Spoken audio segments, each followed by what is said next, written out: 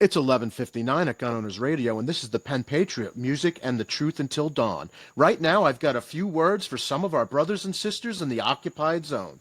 The chair is against the wall. The chair is against the wall. John has a long mustache. John has a long mustache. It's 12 o'clock, Americans, and another day closer to victory. And for all of you out there on or behind American lines, this is your song.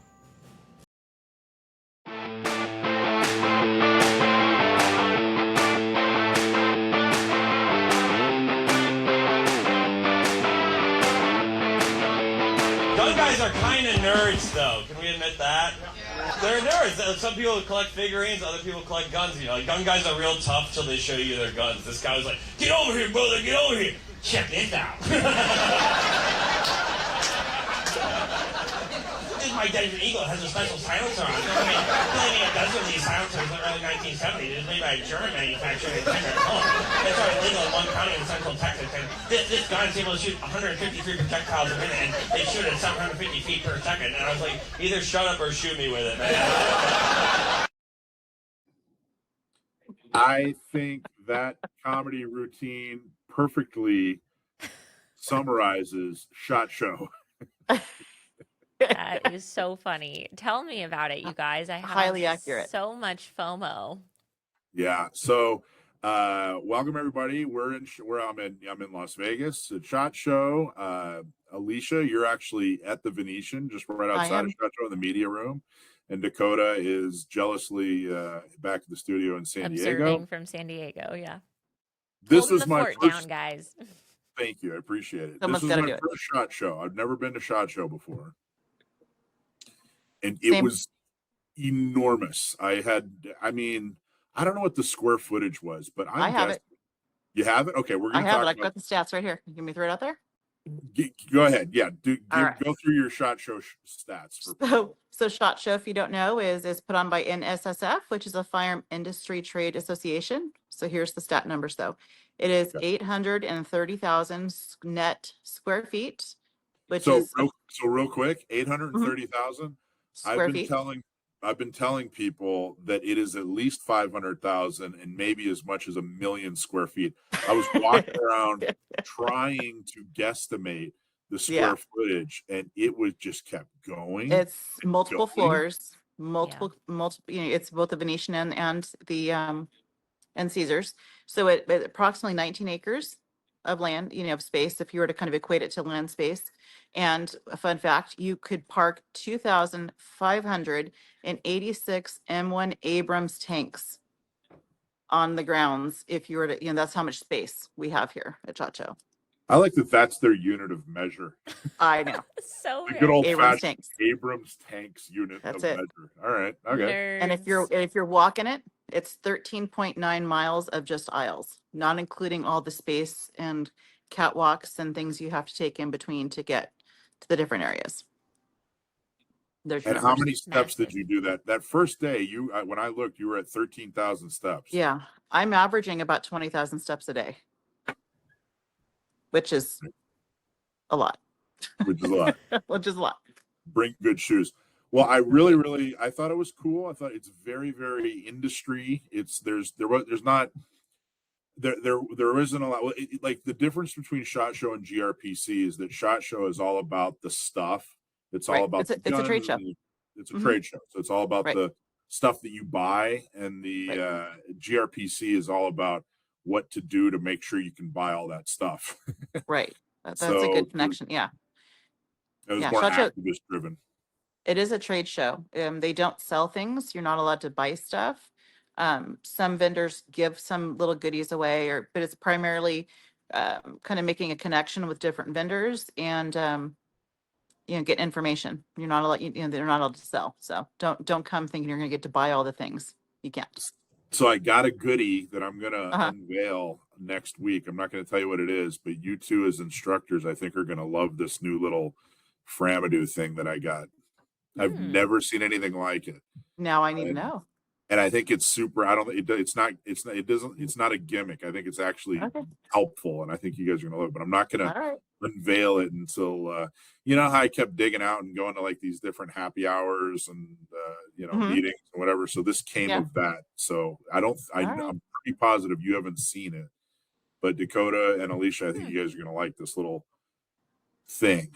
So I'm there intrigued. you go. I like How it. I little like is it? Can you give me a like bigger than a bread box? Like how big is it? I'm not gonna tell you. You gotta tune in next week. Because there's one thing I'm super curious about. I have all the different flyers and information booklets around me of things that I've been looking at to talk about. Curious if it's one of those. All right. What's the most interesting thing you saw at SHOT Show? So day one was Monday, range day. Being media, I was able to participate in range day.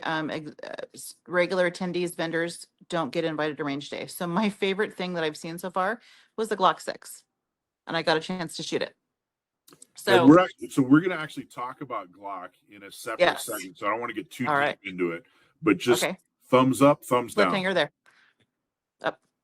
Thumbs like up. it. All right. Yep. Okay. So we're gonna talk about talking Glock because I talked to the Glock booth. And we have some good information, but we're gonna do a whole separate segment on that. What else do you like about SHOT Show? What else was interesting? Well, so there's different floors, there's different areas. There's like a whole law enforcement area. There's a whole airsoft section. There's all of your main vendors, all Glock, Springfield, Safariland, all of your main name brands. And then in the very basement level is all of your average Joe. Hey, I've got this great idea. I'm going to fabricate and make it and see how it goes. And that's my favorite floor, is all of those guys. What's my favorite? That's a really great question. Well, I'll tell you what I did. I like, first off, these booths are not booths. It's like freaking like the size of a house. Yeah, they're like 20 by 20 areas with couches and things to sit and talk to people. Yeah. And so what I really, really liked was I've been looking at a Winchester Model 70 Alaskan in 30-06, and all I can do is look at it online.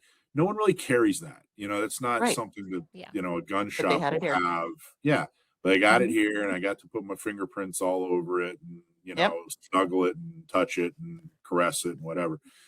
So that part is super, super cool. And the ability, there were so many people that you get to meet that you'd normally maybe only see online or I haven't seen in years.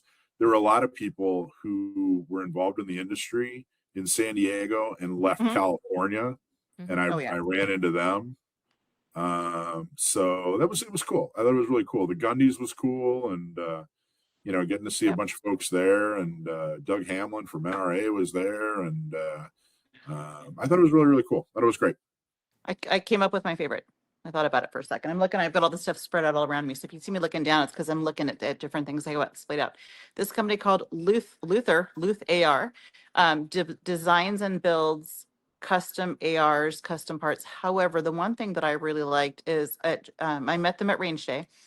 They designed, I don't know how, this may be a me problem, but the charging handle on AR. Anybody else struggle with kind of the dexterity, the reach, the strength, whatever it may be? They designed, essentially, it's a knob that you can place as on part of your charging handle. So instead of having to grab that little curved hinge, you get this little big knobby ball, and it's just easier to grab. I thought hold it up to your camera. So this is not the actual knob itself. This is just their business card. So where's my camera? So that's just their name, their company name. So Luth R. Like AR, but that's them, and they design all kinds of rad things. I thought that was pretty cool. That's something I personally found useful. My charging handle has on the support side has like an extended little Framadoo, and you pull it back like one-handed. I can do that, but I'm intrigued to see what what did you call it? A knobby ball? It's just a knob. I don't know. I don't know the formal proper name, but it looks like a little suicide knob that you throw on your charging handle. It was pretty rad. I liked it. I found it useful. SHOT Show, awesome. I don't know when I'll return. The only thing I will say this, I think I'm definitely a GRPC guy, not a SHOT Show guy. Yeah, You know what SHOT I mean? Show's an experience. I've been a couple of times and I will go back. I couldn't swing it this time around, just like timing wise with work and everything. But I think SHOT Show is fantastic if you are trying to like make particular connections, if you have a plan Mhm. for what booths you're going to go to, if you are going for like a purpose. Like when I went, I gone with a girl and a gun before and was like doing meetings. I've gone like to kind of get my name out there more and advertise my company. And, like if you're going with a purpose, I think it's really Yeah. worthwhile. But if you just kind of show up and you're like, I don't know, you just could wander for days and like not really get that much out of it except a whole bunch of information in your brain, which you could also just get from like watching the videos that come out of SHOT Show from these companies. So it really, for me, it was like, okay, if you're going to go prepared to like take meetings and do things and, be involved or get particular conversations started, it's a great opportunity for that. But it's also easy to just get lost in the mix. Oh, I get lost every day. Yeah. I think I think Speaking right. of which, what's that? I was just gonna say I'm not a big gear guy, and there was just a ton of Mhm. gear, and there was a ton of like, well, this year's version, the roll pin is different, Yeah. and so therefore it really helps you mitigate that 9 millimeter recoil. I'm like, what? Yeah. Just does it go bang? That's all I want to know. Yeah. But what were you gonna say, Alicia? I was just going to say along the lines of connections. That's been where a lot of value for me has been. I've made some great connections while I'm here. Mhm. I've been able to meet with some people that we're going to have on as guests in future shows. Don't know if we want to give any of those spoiler alerts out No, yet, not but yet. all right. No, we want to We made surprise some them good rather than. connections. Yeah. All right. We got some good. We think we have some Yeah. good ones coming up, so that'll be good. Speaking of GRPC, they've announced their dates. If we could, we're going to put that up on the screen and show GRPC is now announced their dates. I'm a big fan of GRPC. It is happening in Dallas this year, and it's September 25th through September 27th. It's Dallas at the Westin Dallas Fort Worth Airport Hotel. The reason I like GRPC is it is activist oriented.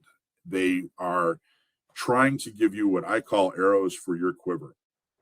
Mhm. So if you want to if that's what your interest is in Second Amendment, is making sure that we still have a meaningful Second Amendment and that all the things that they show at SHOT Show can actually still be purchased and owned and used, GRPC is for you.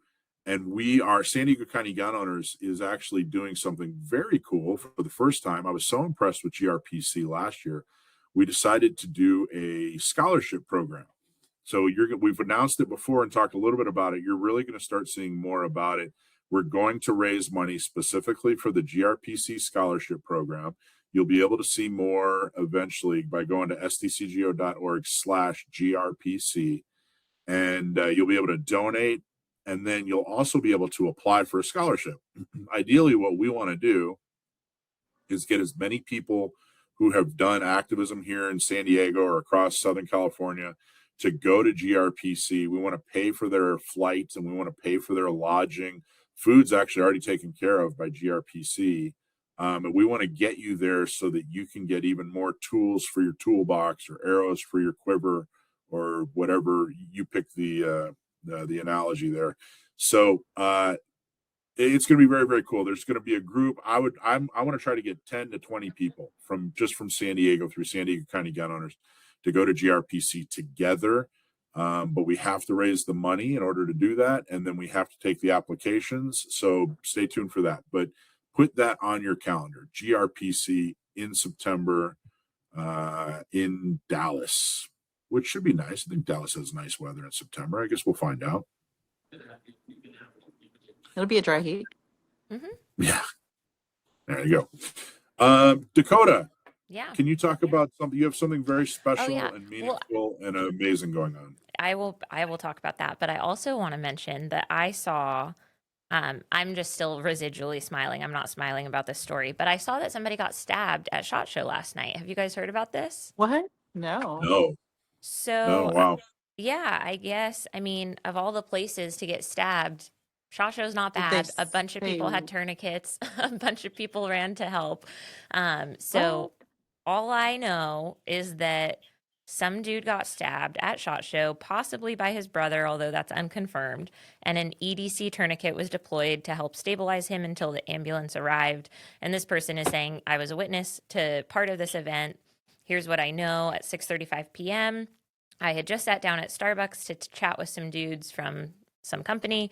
We heard a commotion coming from around the corner and saw something going down through the windows of the coffee shop. We went over to see what was happening, as we assumed it was a fight. And when we rounded the corner, there was blood all over the floor and a guy holding his arm. Some of the guys I was with were paramedics, so they rushed to apply aid. I went back to our bags in the Starbucks and called for a tourniquet, grabbed my, it looks like there's a brand here, but it got redacted or something. He had some sort of a brand IFAC with him, and so he was able to take that over to the paramedics that were already helping, that just happened to be at SHOT Show. And then the ambulance got there pretty quickly and took him to the hospital. But dude is alive from what people are saying. So just an interesting that is story. wild. I saw some photos of the blood. It was a lot of blood on the ground. It looked like probably an arterial bleed from the upper arm, but That is wild. Well, so that time SHOT Show was over. The event ends at 5:30, but yeah. and I'm actually a stone's throw from Starbucks right now. Well, yeah, I'm I gonna guess have to it go was look. literally right around that corner Wow. from the Starbucks. Which And is like if right you, in yeah, right in the middle of everything. the. Mhm. And if you look at the photos, you can kind of see like exactly where it was. I was like, oh, I've walked past that like map kiosk thing before at SHOT Show. So I'm gonna have to go explore. I know. Well, if I you're just gonna, thought it was yeah, an interesting Wild. story. if you're gonna get stabbed, SHOT Show's the place to get stabbed. I gotta That's what I'm say, saying.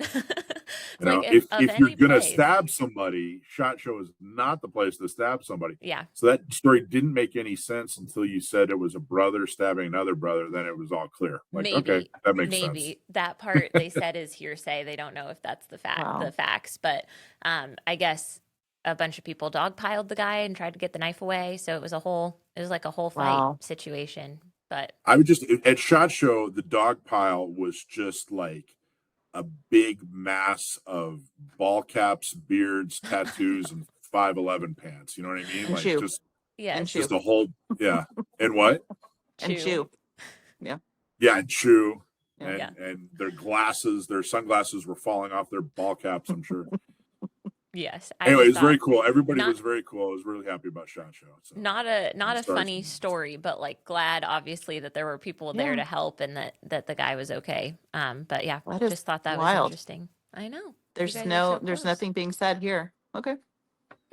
Yeah, Good if to you know. look, I think North American Rescue posted on their Instagram, I'm pretty sure. Yeah, I think it was North American Rescue. So if you look on their Instagram, you can see the photos and then go find the kiosk if you Okay. want to. Yes. Okay. So shift of topics, abrupt change here from SHOT Show stuff. On March 1st, for anyone who is local in the San Diego area, there is going to be a benefit match that we are hosting out at Lemon Grove Rod and Gun Club. And this match is because two of my San Diego chapter Girl and a Gun members are going through some really difficult times right now. One of them has very aggressive cancer and is in the process of chemotherapy. And there are just so many medical expenses related to that. And the battle that she is fighting to, try to, keep her hair and stay as comfortable as she can during chemo. There's just a lot of costs that come with that. And then we also have a member who unexpectedly lost her husband after a heart attack on Christmas Eve. And so they were in their 40s, young couple with a child, a 10-year-old. And so we are trying to raise some money for them, for both of them, to just have a little bit less to worry about on the financial side. So this benefit match is going to be March 1st at Lemon Grove. It's going to be a registration on Practice Score. You can sign up on Practice Score. I think it's going to go live after this episode. It'll be like 2 days from now. So take a look on Practice Score, zoom into Lemon Grove, and then once you see the March 1st event, that's the one I'm talking about. we're going to have 2 separate matches happening. So there's going to be a 4-stage USPSA style action pistol match. And then in the pistol pit at Lemon Grove, we're going to have like a stand and deliver steel combat style match happening. So if you want to participate in the action match, you're also going to participate in the steel match. But if you don't feel ready for the action match, or you're nervous about using a holster, or running and shooting at the same time, then you can sign up for only the steel portion if you'd like. And so that's going to be a lower barrier to entry. You don't need to have a holster. You can work off of the barrels. It's going to be a lot more individual, slower paced. You can go at your own pace, and there's not going to be a bunch of people watching you shoot, because there will be a lot of steel stages kind of being shot simultaneously. There's no shooting and moving on that portion of the match. So it's really going to be a great opportunity for folks who are competent and safe and know how to use their firearm, but aren't necessarily interested in like running and gunning. So we'll have both of those things happening simultaneously. It's an afternoon start. We are still working on finalizing the exact start time, but it'll probably be 1 p.m. And then it'll run for about 5 hours. It'll be, a whole afternoon situation. And we're going to have lots of things that you can, buy. We're going to have stuff for sale. We're going to, have some cool prizes that you can, put tickets in for and try to win. We're going to have some experiences on the range that you can pay extra to do. We're trying to find some cool stuff for you guys, so that those experiences will really be worth the time and money. But all of the proceeds from this entire event are going to go to the 2 members that we're raising money for.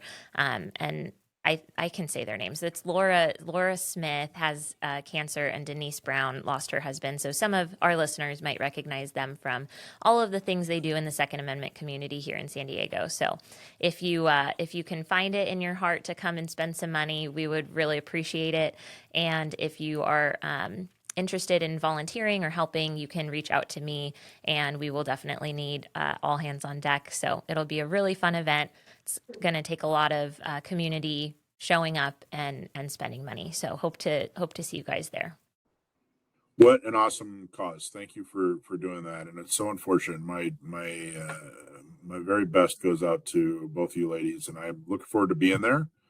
And maybe I'll do one of the competitions. If I do one of the competitions, I'm going to do the couch league one you described, where you don't have to work very hard, or you don't have to run around. Yeah, I don't have to run around. That's where I'm at in life. Yes. So anyway, awesome. Good job doing that, Dakota. Very, very cool. Yeah, it's going to be great. All right. So by the way, we got a suggestion, Rich, that I think we should do. I've actually gotten it twice now. Somebody says on that on the show we should display people's names. I think that's a great idea. So I don't know if we'll do that this week, but we're gonna at least like at the beginning of a segment. Yeah, there you go. Just hold that up like that. I think at the beginning of the segment, just doing like a lower third name under each person and putting it in the comments section. I think that's a good idea. I thought that was a good suggestion. So there you go. On the show, we're going to talk to a guy about. We're going to talk to him about he's a mental health professional. His name's Jake, and we're going to talk to him about the psychopharmacology and mass shootings. We're going to talk to Gary Gibson, attorney extraordinaire, about the open carry case and some of the twists and turns that have happened in that lawsuit. Of course, we're going to have Stump My Nephew, and then we're going to talk about the ATF and pot. So we got and we're going to talk a little bit about Glock too. We got some insider info on Glock. So stay tuned, and it should be very, very cool. And there you go. Let's roll.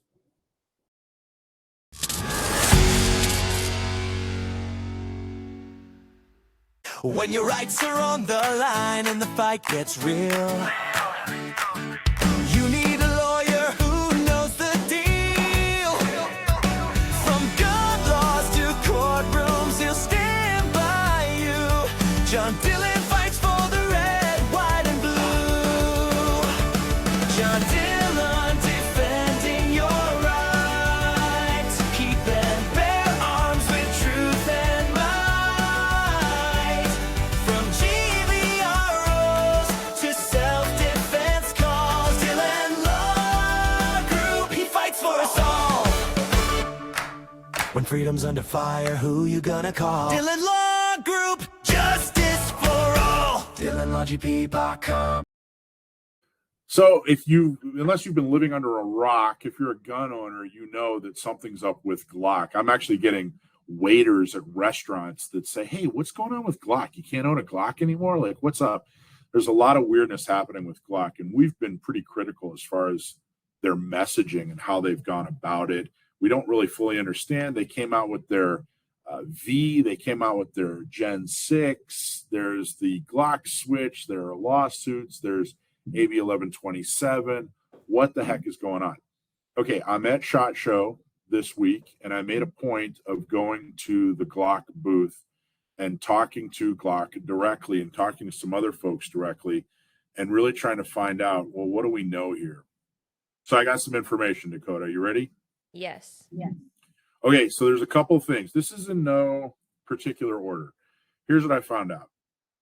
So a little birdie who's in the know, and I can't be specific, but a little birdie who's in the know told me that Glock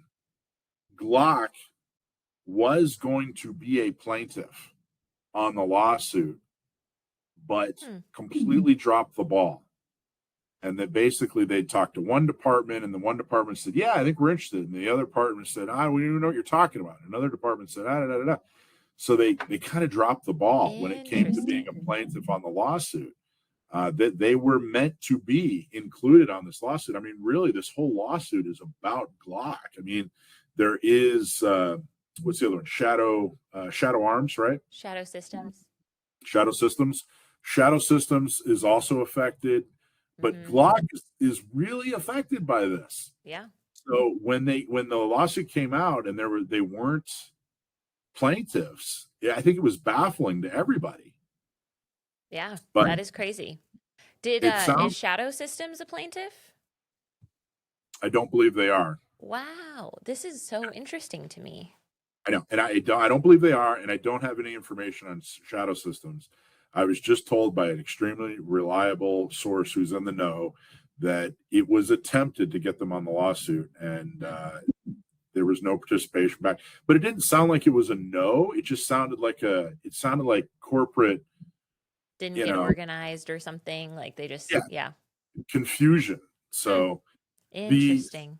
The same source says that even with what happened with Glock, so Glock discontinued everything and they released their V, and then they released their 6 shortly after, their Gen 6 shortly after. And so basically nothing's on the roster, nothing's available for purchase in California. You can still do private party transfers, but in essence, you really can't buy a new Glock in California. And there doesn't seem to be a path for the V or the 6 to be available in California. So the lawsuit is still moving ahead, and it's still considered highly winnable. So I think that's really, really good news. That is. But let's talk about Glock. We talked about wait a minute. They released this V. They released this 6 right after. Neither one of them seems to solve any of the problems they were being criticized for. So what's the deal? And Dakota, you brought up the fact, I was saying that, hey, they put out everybody was saying, I was listening to the crowd, they put out this V and it's gonna not be compatible with the Glock switch, and that's how they're gonna solve the problem. And you pointed out, Glock never said that. That wasn't in any of their releases or literature. It's not on their website. And I went back and looked and found out, hey, you're right. They didn't say that. And what everyone was saying, like, oh, these changes must be so that it's harder to add a Glock switch. But I mean, even just when we watched Lenny's video and we looked at like the side by side, we were kind of saying, I don't know how this could be that much harder to add a Glock switch to. It seems pretty similar to me. Like, so I think people were just kind of hoping that they were trying to get ahead of the lawsuits and all of that. But I think honestly, Glock might not be that worried about the lawsuits. They might be we're going to win them. Well, not only were they not worried, or I should say, not only were they, were people saying, hey, I think they're trying to get around this Glock switch thing. They were being criticized for bending the knee, Glock is folded and they're bending the knee and blah, blah, blah, blah, blah. So what I was told by a reliable source at Glock was their Gen V was on the table, on the design table years ago. Yeah. Before the Glock switch became news, before AB 1127 and other similar laws were passed, they were headed towards the Glock V. I might have to roll the tapes and see if I can find this, but I'm pretty sure I said in one of our episodes that I thought the V was a long-term design process that probably was unrelated. If I didn't say it, I'm gonna bite myself because I knew that, and I hope I can go back and find it. I'll put it in the comments if I find the as much as I'd like to see you bite yourself, I think you're right. You did say that, and it was, and I think it's kind of obvious. Like in hindsight, it's kind of obvious. Like they don't just like, hey guys, it's Monday morning, let's have a new design out by Friday. What do you say?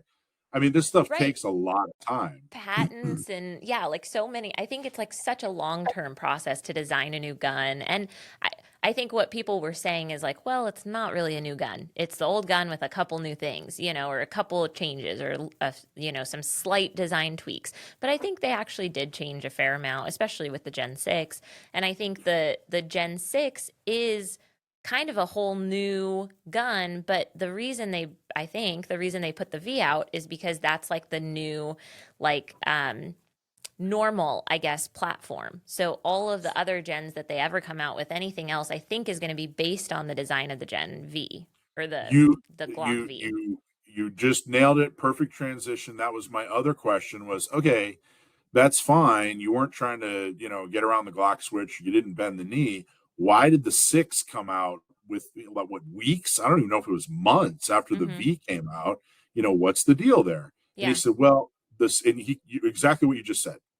The V is kind of their foundation base. I know you don't have to bite yourself there. So That's smart. perfect. No, I'm kidding. So the V is kind of their base model. And he said, and the guy that I was talking to said that you have the 17, the 19, and the Glock 45, model 45, not caliber, model 45, model 19, model 17, that are 6s.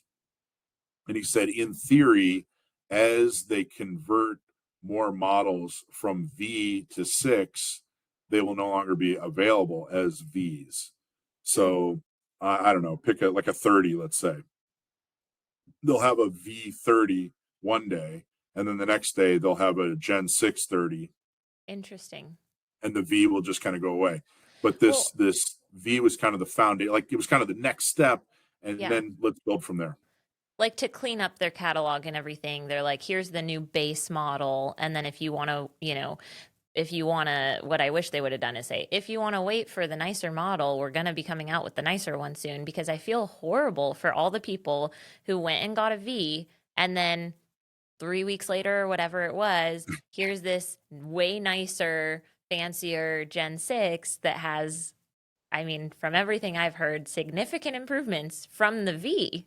So it's like, what, you know, I feel bad for all those people who went out and bought guns. But I guess if it's only 17s, 19s, and 45s, at least for a while, maybe they could have, you know, hindsight's 2020, but maybe they could have just not released a Gen V for those 3 models so that they could come out with the Gen 6. But it feels like a little bit like they did a money grab, which is the only thing about all of this that I don't like, is it feels like they kind of were like, well, we want a little more money for that Gen 6 drop, so let's put out some guns and sell some stuff, even though we know people aren't going to really like this new one. Well, there's one other thing you're not really going to like, but before I get there, I will say I haven't shot one yet. I know a number of people who have. I've watched a number of reviews. They all seem valid. I've now held a Glock 6, and I worked the action and tried the trigger and tried the trigger reset and everything. I like the, you know, they call it the palm swell. Yeah. You know, it fits in my hand. It fit in my hand much nicer. It's a little bit more contoured, a little bit more ergonomic. I like the stippling. It looks really aggressive, but when you hold it, you know, I almost thought like, gosh, that looks like you almost need a glove for that. Not the case at all. It's actually really, really comfortable. I like the additional stippling on the frame just underneath the slide for your support hand. I think it's great. I think I like the undercut. When we reviewed it, I showed you on my Glock 30. I already have an undercut for the trigger, trigger guard. So I think it's great. Everybody has said that they think, yeah, it's a big, huge improvement. But here's the part you're not going to like. I specifically asked, and a number of people specifically asked, but I specifically asked my source here, what's the plan for California? And I got a There lot isn't of one. answers. There's no plan. There's no plan. I think that they're trying to formulate a plan. So it's about 8 to 10% of the market. So it's significant, and they can't simply just give it up. Really? And that was They can't? that was relayed to me. Well, that's what that message was relayed to me. That 8 to 10% was told to me by this Glock person, and the fact that they can't just give it up. What that message was relayed to me. But who knows? I got to tell you, I think they're trying to come up with a plan. There certainly wasn't in place. I think it's going to take a lot of time. Glock has notoriously moved really, really slowly too. So Yeah. I think that with law enforcement and all the, contracts they can still get for Gen 6, like I don't think it's going to end up being 8 to 10%. I don't think the civilian California market is 8 to 10%.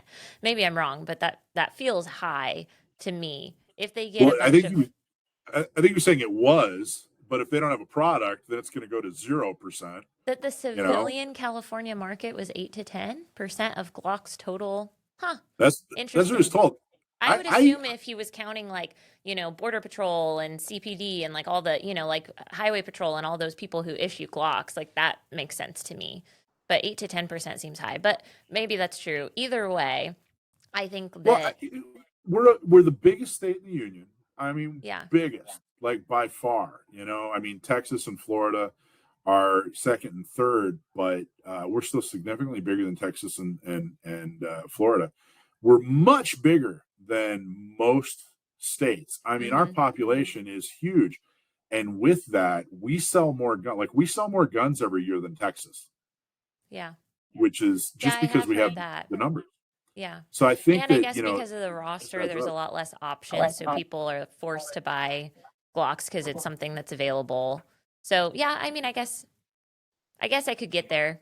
But I think kind of where I was going with that is that they are probably anticipating that they would have to basically take a Gen 3, right? That's the last one that was on the roster. They'd have to take a Gen 3, do the stuff that California is requiring from AB 1127, which is related to the Glock switch, which they don't even have, I don't think, like a design for a Gen 3 that wouldn't take a switch. So they'd have to like totally redesign the gun, but just that part, because if they redesign other parts, then it's no longer Gen 3.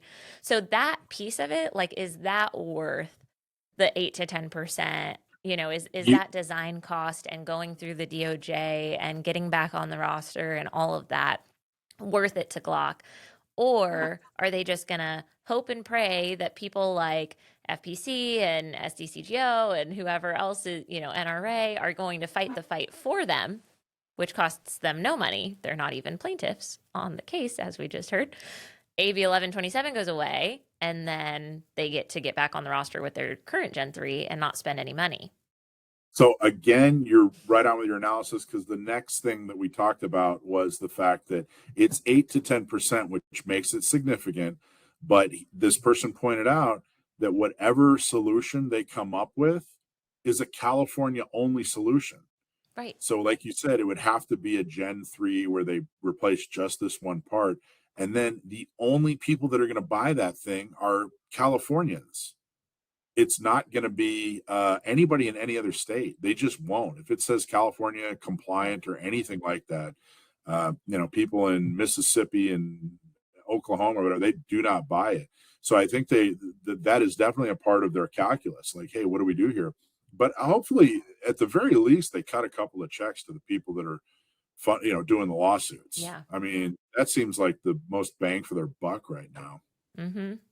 But right now, the only way you can get a Gen 6 is through a private party transfer, which is rare. Highly improbable. Highly improbable in California. Or if you have a linear family member outside of the state, then they gift it to you. Yes. Linear meaning up and down. It can't be an uncle, brother, cousin. It has to be a child or grandchild. It has to be a parent or grandparent, and it has to be a true gift. Yeah. It cannot be, hey, I'm going to give you money and then you buy this gun for me. The Well, ATF will actually bust you for that. and not just that it has to be a gift, but the person who buys it has to buy it with the intent to have it themselves. They cannot buy it with the intent to gift it. That's like specific language in the thing. It's like when you sign the paperwork, it says like I'm buying Right. this firearm with the intent to have it. So like my dad lives out of state. So I'm going to spend a lot of time and effort trying to convince him that he wants a Gen 6 Glock. And then in 3 years, when he's only shot it a few times, I'm going to be like, Dad, do you really use that?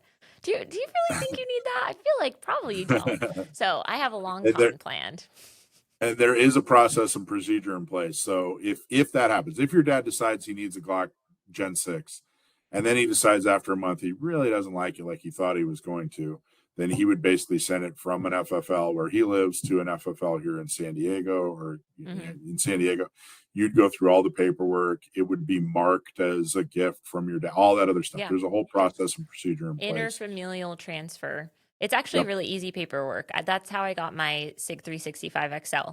My dad got a couple different concealed carry size guns and just didn't really like the SIG. And I was like, well, if you don't want it, it's a great birthday present. Well, Dad, if you're listening, in Virginia, where you reside, I highly encourage you to check out a Glock 19 Gen 6, and I hope that you give it a nice, thorough,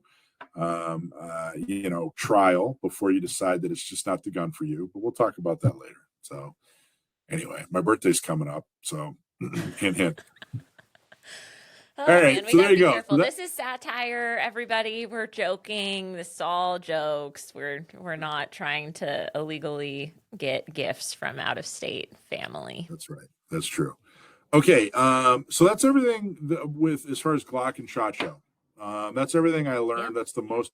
Unfortunately, I was not really able to learn more because there isn't more to learn. I don't know. It's really weird. Glock is such a unique company. I love their product. I have all the only pistols I've ever owned were Glocks. I'm a fan, but I don't know. I wish things were a little different. They're kind of like the Apple of the gun world, and how Steve Jobs was so weird about his product and the way that they went about it. They're kind of the same thing. I don't know. I probably just pissed off a bunch of Apple people or Glock people. I don't know, but they strike me as the same thing. I remember one quote I really liked. Steve Jobs was being interviewed, and the interviewer said, "Look, what are you doing here? You have this product, but you're only 10% of the market." And he shot back with, "Actually, we're 100% of the Apple market," which I thought was pretty genius. I think the reporter was criticizing him for not opening up his architecture, like PCs were open and people were able to use it. And he was like, "No, we are 100% of the Apple market." And I think that attitude is kind of where Glock is coming from. Like, well, we're the Glock market. We do what we want. We do it the way we want, and at the speed we're going to do it. And there's success. Yeah. You can't argue with success, right? They got so much criticism, and I feel like my view on this whole thing has kind of been like, it's a business. It's their choice. They get to decide what they share or don't share. They get to decide what they release or don't release. Like, at the end of the day, if you like their product, you like their guns, like that's all there is to it. Like, I don't know. I'm interested because I'm going to Glock in Smyrna, Georgia, next month, actually, just a couple weeks, 3 weeks from now. I'll be there doing the Armory School program at their headquarters, and I'm super excited about it, but I think it's all going to be about the Gen 6, which is fun because I'm going to get to learn a lot and touch the Gen 6 for quite a while, but also sad because I'm not going to get to have one. So it's a bittersweet thing, but then that's going to be a part 2 to this segment. Maybe you'll learn a little bit more. Maybe they'll be a little bit further along and a little bit less tight-lipped on what the plan is. So yeah, definitely. And I'm hoping I'm taking my Gen 3, and they said for people who are out of state or people who don't have access to the 6, they'll let you do some armory work on the older generations too. So, I'll have another another thing I can help people with at the range when their gun's not working. I'll be like, oh, I actually know how to solve this problem. All right, fantastic. That's awesome. Looking forward to it. Yeah, There you it'll go. be There's your Glock update. Don't forget to support the folks that are doing the lawsuits. FPC is taking the lead on the Glock lawsuit, and again, experts say that this is a very winnable case, and it'll certainly help Glock. I hope Glock steps up and strokes a big check. Maybe they already have, and they just haven't announced it. I don't know. And consider joining San Diego County Gun Owners, stcgo.org/join. And yeah, there you go. More information to come. I can't wait to hear your review and all the information you get from your Glock Armor school. That sounds cool. Yeah, it'll be fun. There you go.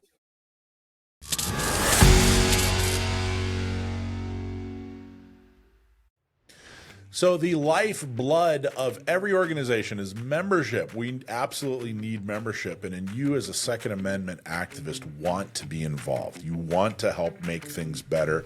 And we have a way for you to be involved, get involved, and stay involved. Look at our volunteer page. If you go to sdcgo.org/volunteer, we keep it up to date, and there's always an opportunity for you to get more involved. Our bread and butter are our shooting socials, where we teach people how to shoot. They've never had a shooting experience. Maybe they're brand new to shooting and they want to have a first-time shooting experience. You can help us do that. Or if you want to help spread the word, we have tabletops at different gun shops, at different events, and you can volunteer to tell people more about the Second Amendment, more about how to get a CCW, or more about being a member of an organization like SDCGO. The good news is it's super easy. We'll help train you, we'll help you get involved, we'll give you the opportunity to do good things. If you don't have the time to volunteer, there's another way that you can help too. We are always looking for folks to donate.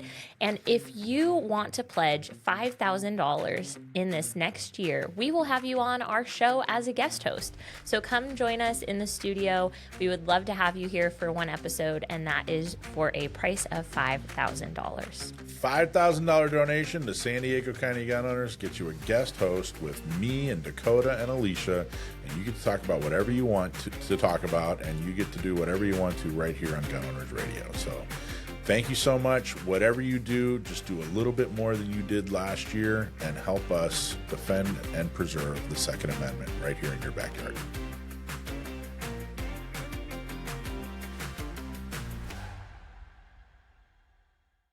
Okay, our guest is Jake Wiskerchen, and he is a mental health professional, and we've had him on before. I wanted to talk specifically about pharmacology and the mass shooter. In other words, a lot of these mass shooters have been on prescriptions, have had mental health issues, and we really wanted to talk to somebody who can shed some light on what the relationship is, if any. And so there you are. Jake, how you doing, man? I'm all right. How are you? Good.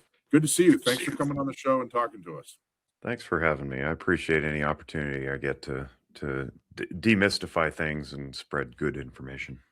So this we always thought every time there's some kind of mass murder or some kind of horrific thing that happens, the person that does it, the murderer or the attempted murderer, their mental health always comes up. Their list of prescriptions that they're on always comes up. And a couple things happened in the last few weeks. One, of course, was the director, and embarrassing, I can't think of his name right now. He was on All in the Family. His son, Rob Reiner. Rob Reiner. Thank you. I'm so sorry. Rob Reiner, of course, the gun wasn't involved, but there was a lot of talk about his son's mental health and the treatment he was on. And then Assemblyman Carl DeMaio here in California is actually trying to get a bill passed where if somebody does commit some horrific crime, then the toxicology report will be made public, and to see what is this guy on, or girl or whatever, what are they taking, what are they on, that sort of thing. So there's some transparency there. So I wanted to bring you on, Jake, and just talk about, what is the relationship? Is it something that's been studied, that should be studied? What are your thoughts in general?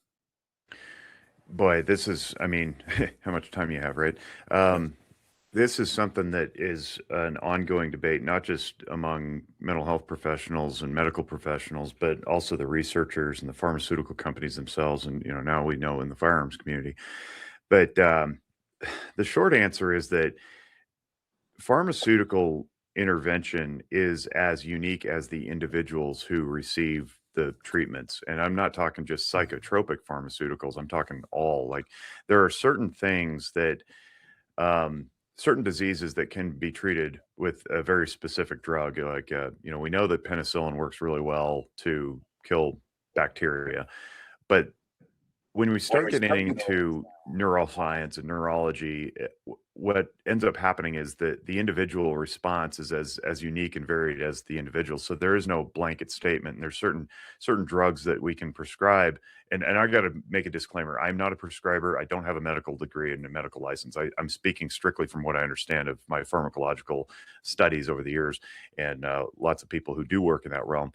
But when we're prescribing drugs to people, it's basically a one-time experiment, and it's not appropriate that psychiatrists or primary care physicians should be experimenting, but that's essentially what they're doing oftentimes. Like, here, take this thing, see if it works, report back to me.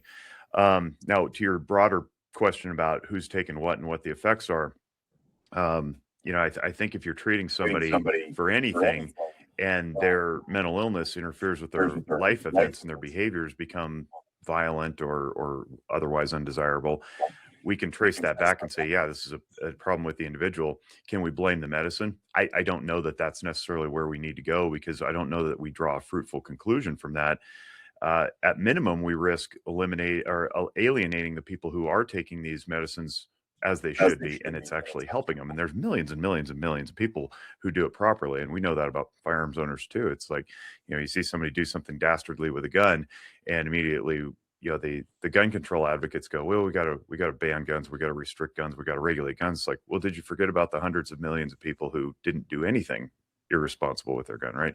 So on the whole, I think we have to default to the aggregate statistics that suggest that medicines usually help. They don't actually harm. And if they are harming, that's a conversation between provider and patient about what type of side effects are occurring that are undesirable, and is the provider responsible for changing that up or altering the dosage, or some other intervention strategy that is going to alleviate that, because some people do have adverse responses to drug interventions.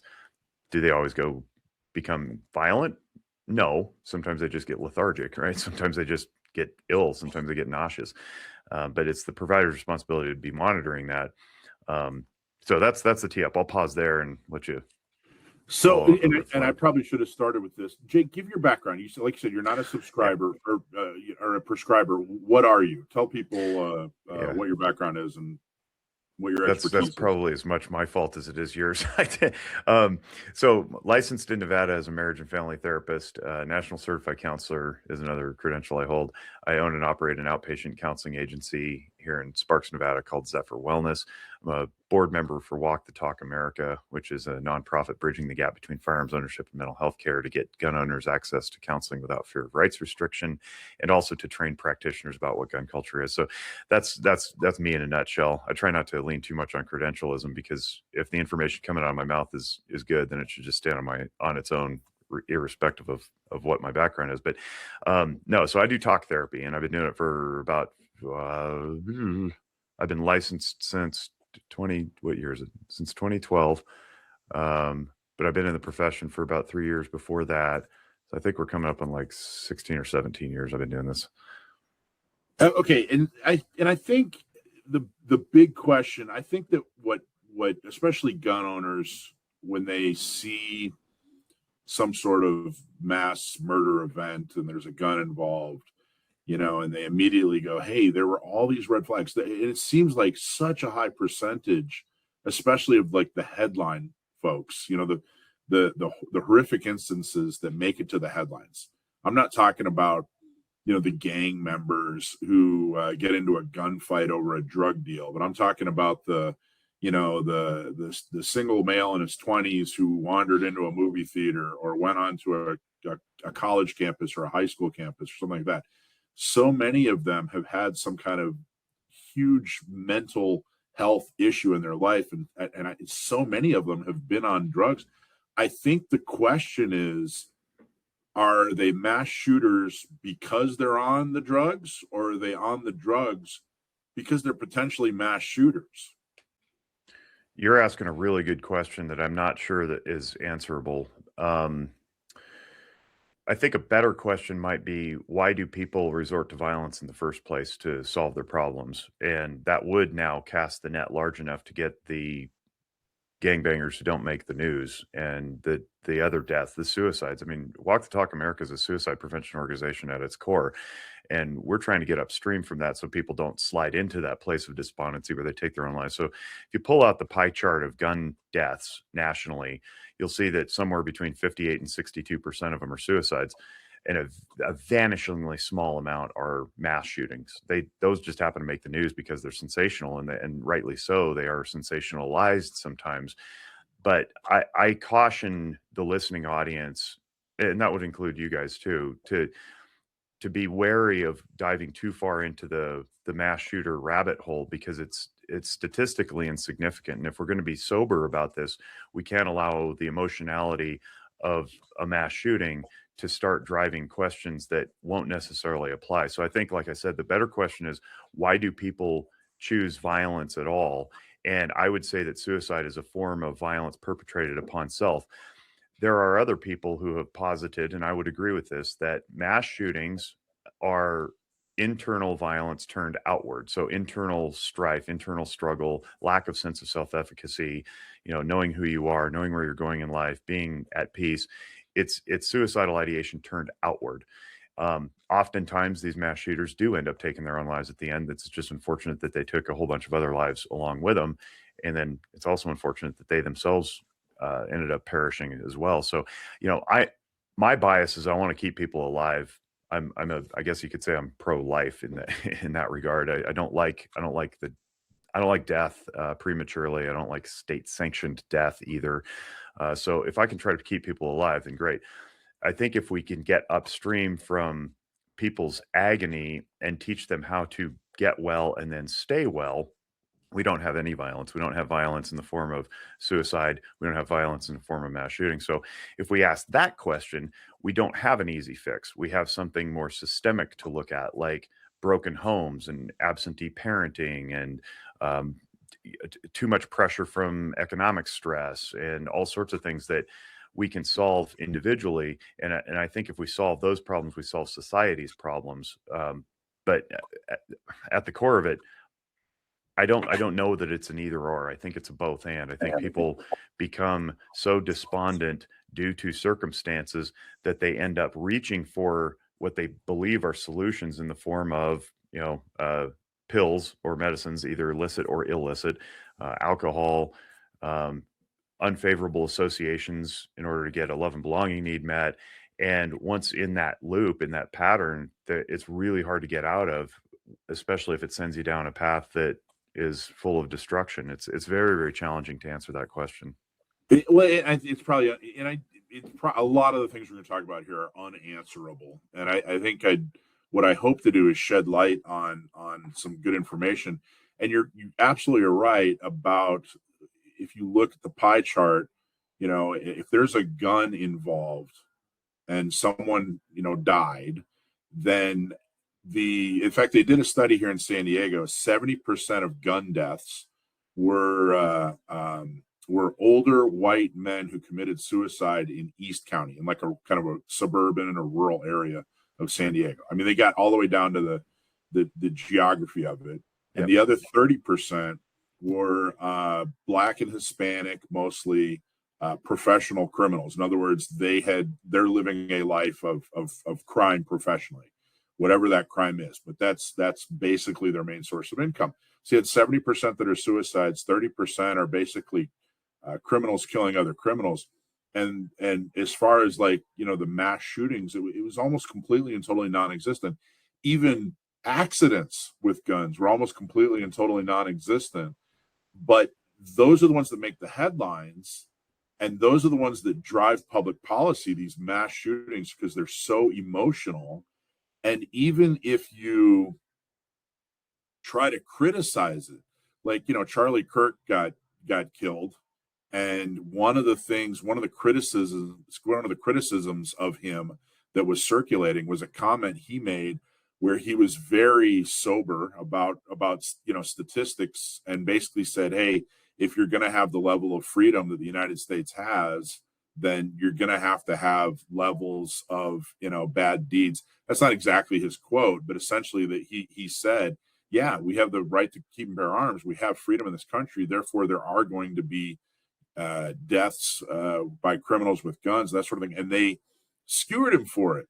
So my hope is that we can get some good information about this and a better understanding that, like you said, it's not necessarily the drugs, it's not necessarily the mental condition, but it might be the drugs and the mental condition. It just depends on the situation. I feel like with prescribing drugs, psychotropic drugs, mental health type drugs, drugs that are both preventative and drugs that are treating symptoms when it comes to mental health.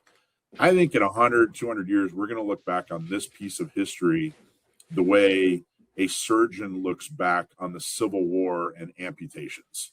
I think we're so it is so new, and there's so little that is actually known, and there's so many experiments that are still going on, and so much information that's still being gathered, that we're in the very beginnings of this piece of medicine. I don't correct me if I'm wrong, or make that a better statement, or back up what I said there.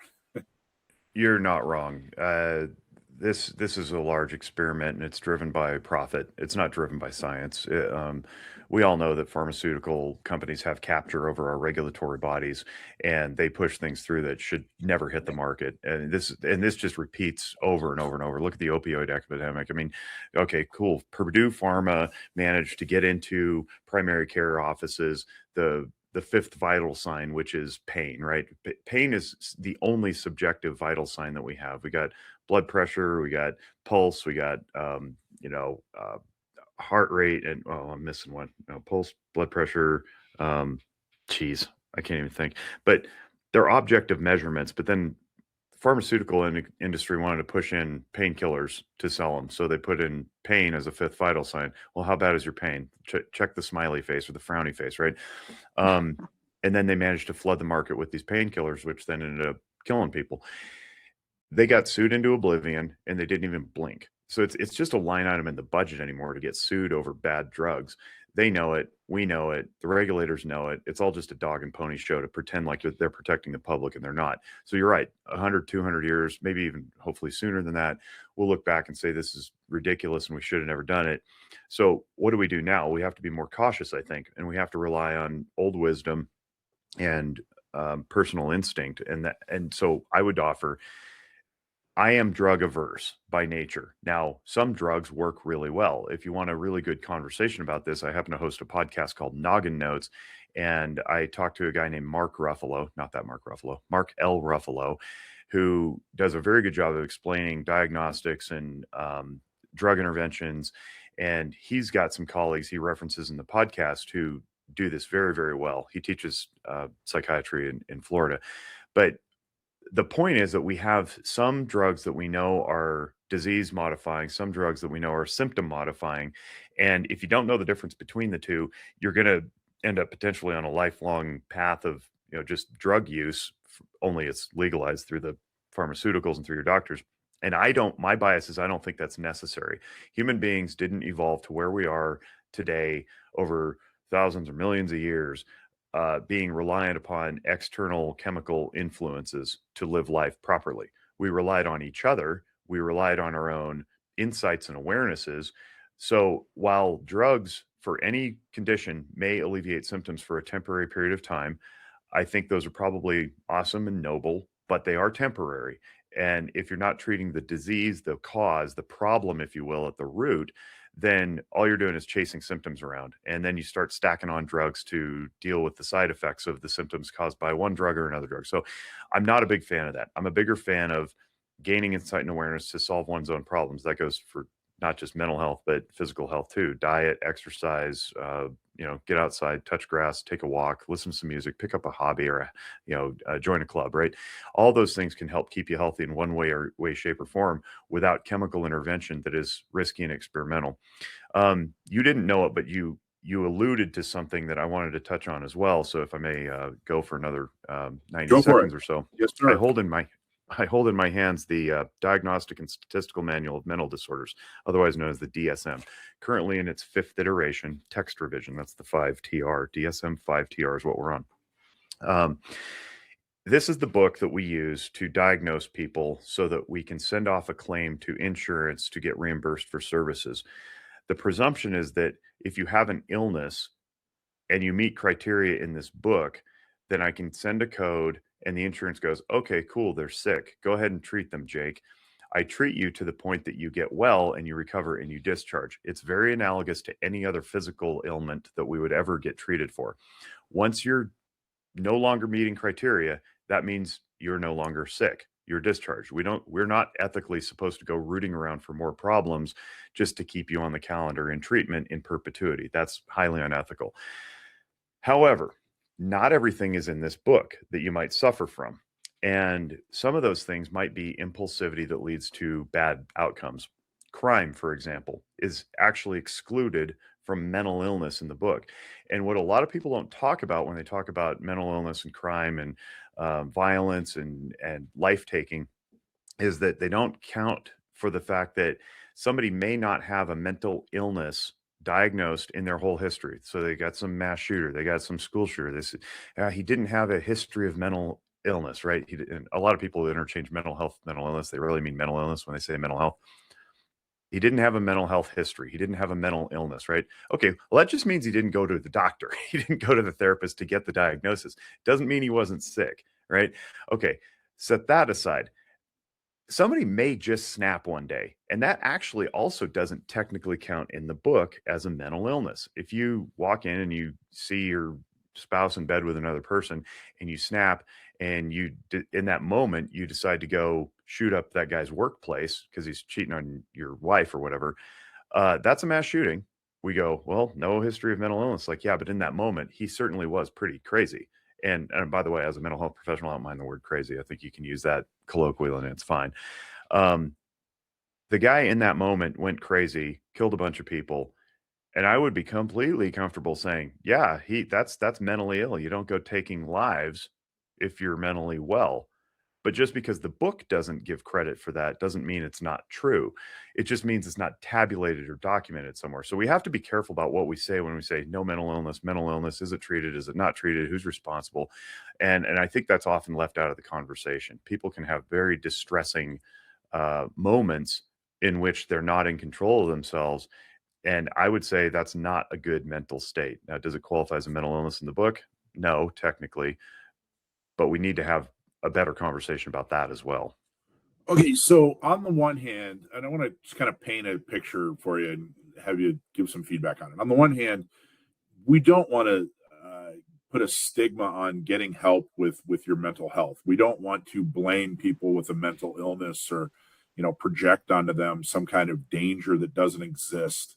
We don't want to do that. But on the other hand, imagine you're a middle-aged guy sitting on the couch watching the news, and everyone is, some horrific incident has happened, and everyone is vilifying gun owners, which you are one of. And he's sitting there going, wait a minute, I'm not a 22-year-old angry, young man who had 50 red flag type incidences and was on drugs and never should have been around to fight. You know what I mean? That's not relatable to him, but still everyone's blaming him as a gun owner. Hey, you're the problem. So naturally that guy's going to go, whoa. It's not me. It's the people that are crazy. It's these crazy people. It's the mental illness. It's the drugs. Of course he's going to not necessarily he is blaming, but really what he's doing is he's drawing distinctions between, you know, himself, who is not dangerous, and the person who clearly was dangerous. So we don't want to vilify them, but we also don't want to be lumped in with them. So Right. what are your thoughts on that? How do we approach that? How do we talk about that? And how do we differentiate without, you know, going too far? Well, I would ask where is he getting this impression? Okay, the news is one thing. You're not going to call up local KTV whatever and tell them, hey, your story was wrong. I don't appreciate how you painted that. You're definitely not going to do it on CNN or MSNBC. So where are we getting this? Social media. Social media is where those conversations are happening. We see the comments stream through where people are demonizing one another. And so I would say get off social media. Social media is not useful these days, not with signal chats and text threads and, you know, GIF images that we can send with our friends. We don't need to be on Facebook to talk to grandma. You know what I mean? Like at one point in my life, not too long ago, probably 6-7 years ago, 6-7. Sorry, couldn't help it.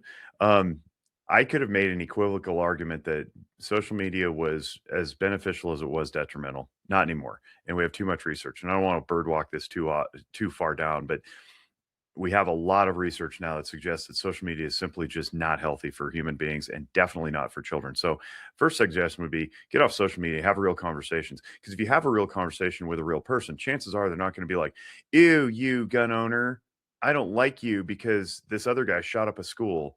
That doesn't happen. It happens online. It doesn't happen in real life. And if it happens in real life, you go, do you really think that I'm the guy who's going to show up? And that person across from you isn't going to say yes, right?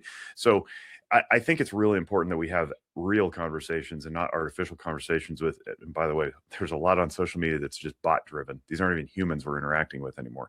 And AI is making that all that much worse. So get offline, have real conversations with real people, stick to your tribe. And know your own emotional functioning. This is why I'm so glad you brought this up, because emotional functioning is my bailiwick. I have a whole video series on this at the Zephyr Wellness website. You can see for free. I try to teach people how their brains work in response to environment so that they can be in better control of their decisions. Some of those decisions are how and when to respond to commentary that they don't like. If you can know inside your brain what emotion you're feeling and why, you can better navigate the response that's being prompted by it, right? So oftentimes we'll hear that and we'll feel some sense of fear, like, oh no, I'm being blamed for this, or a shame because we're affiliated with a certain group like gun owners, and we don't want to bear the responsibility of the miscreants in our own group. However, also what goes on is we get into a shame cycle. Shame and guilt are really important emotions. You can watch the video about that. They're closely related, but they're not the same. And what ends up happening is when we post something online or we have an opinion and somebody doesn't like it, what's being communicated to the brain is that you're not fit with the tribe. Now, historically, we needed to be in tribes because we needed the tribe to survive. So if I get kicked out of the tribe, I will die. Shame says, go fix it, make it right. And guilt is the mechanism by which we do that. We make the repair because we don't want to get quote unquote kicked out of our tribe. Well, online, everybody looks like our tribe because they're all making comments and we have the same 40 or 50,000 year old neurological functioning that we've always had, only we can't keep up anymore with the pace of social media. So if I get online and I see a bunch of nasty comments about my group or my people or however I identify with that, my shame sensor will kick in and go, oh no, I have to make it right. Therefore, I must make an apology that may violate my own personal ethics. I have to argue and defend my position. Now I've got more neurochemicals going on, more emotions going on that I don't like anger. I would say beware of who your tribe is. If you're on social media and you're overwhelmed with this sense of like they're all out there to get me or whatever it is, or they all, whoever they may be, they're not me and us. If you're feeling that sense, I would say be mindful of who those people are and whether or not they're even in your tribe. Our tribes are supposed to be like dozens or maybe scores at tops. They're not supposed to be thousands for sure. Definitely not millions. So get offline, protect your own psyche, protect your own environment, be mindful of who you interact with, and try to consider that the source of where that's originating is designed to do something. It's designed to provoke your emotions so that you respond, so that you post an angry comment, so that you buy a certain product, so that you feel a certain way about a certain group. Like, there's a lot of intentional division happening in this country. Just don't suck into it. Know who you are well, so that if and when that real life conversation lands in your lap, you can articulate a reasonable position to the person who's making that assumption. I, just to ice this cake a little bit, I have the privilege of going around and teaching many different types of diverse groups on things like emotional functioning and guns and mental health. And I do end up having conversations with people who just simply don't know that we exist, that reasonable gun owners exist. They just believe what they've been told or consumed in their own echo chambers on Reddit or whatever, on X or TikTok. And so I get to have a reasonable conversation. Go, hey, I'm one of those people. What do you think about me? Well, not you. Well, maybe there's a whole bunch of other people who are like me that aren't like the way you think. They go, okay, maybe I can change my mind about this. I had to come out of the closet as a firearms owning therapist too. And a lot of other therapists weren't comfortable with that. They don't affiliate with me anymore. Oh, well, they're not part of my tribe. I thought maybe they were, but they're not. So we just have to make our own decisions about who we interact with and how. And at the end of the day, we need to know well why we believe what we believe, and don't get shaken off base because some infinitesimally small likelihood of an incident occurs, and then that incident is spun into a big frenzy by the media circus who wants us just to click on their headlines so they can generate revenue for their advertisers, right? Stay in control of your emotions. So this is good advice. I think that's absolutely wonderful. And this is one of those unanswerable questions, but I think we can weigh in and hopefully have an opinion on it. And I'm curious what your professional opinion, or if you could just shine some light on it. So the thought is that, bringing it back to, full circle, is that Rob Reiner's son was mentally ill and then was given drugs to treat his mental illness, and then those drugs are what was the catalyst, or whatever was the reason that he acted out and killed his mom and dad. That's kind of the thought process from the general public, and that's not just with that incident, but that's the thinking, kind of the mainstream thinking, or the what the public thinks when they hear about these instances where there was somebody who was mentally ill and then they put them on some drugs and then they committed some horrific murder, some kind of horrific violent act. And the thought is that, hey, had they not gone on this medication, they would still be mentally ill, but they wouldn't have committed this violent crime, this horrific violent crime. Is there any, does that hold any water? Is there any thought that, yeah, that might be the case? Or is there any research being done on that? Or is that fair or unfair? What are your thoughts on that? Yeah, yes is the short answer. But that doesn't suffice for a podcast interview. So I'll go a little deeper. I don't know the particulars of what happened with the Reiner family. What I do know is that in my wealth of experience, which is ample, I would say, we can absolutely misprescribe and get horrific results. An example among the many is, and it's something that recurs, like way too frequently. So over the last 11 years that I've owned this agency, I've had the privilege of hosting graduate students doing their practicum, their academic internship hours on their way to graduation and then subsequently licensure. And what I've had to tell them, as well as the newly minted intern licensees, over and over and over and over again, is oftentimes we'll end up with somebody who has depression masquerading or anxiety masquerading as depression. I'm sorry. So they'll come into the office and they'll say, blah, blah, blah, I have all these problems. And it seems to notch all the boxes for a depressive disorder. They've lost interest or pleasure in one or more activities. They're sleeping too much. They're eating too much. They're not sleeping enough. They're not eating enough. They're staying in bed all day. They like to stay in the dark, alone, not doing anything, right? Looks like depression, walks like depression, acts like depression. But if you don't do a robust interview and start asking some better questions about why they're depressed, and you simply start treating the depression as though it's valid, you may not find out that the reason they're depressed is because they are so intensely worried about so many things that they just gave up. That's actually anxiety. So oftentimes, and way more often than I care to recount, it's like almost every time these days, the depressed person is not actually depressed. You can almost always trace it back to something over which they've worried excessively and then gotten so overwhelmed that they just quit. If you give an anxious person who looks depressed an antidepressant, it will exacerbate the anxiety and possibly go into psychosis. Psychosis, loosely defined, is just a departure from reality. Psychosis can take two basic forms: hallucinations, which is when you hear or see things that aren't there, and delusions, which is when you believe things that aren't true.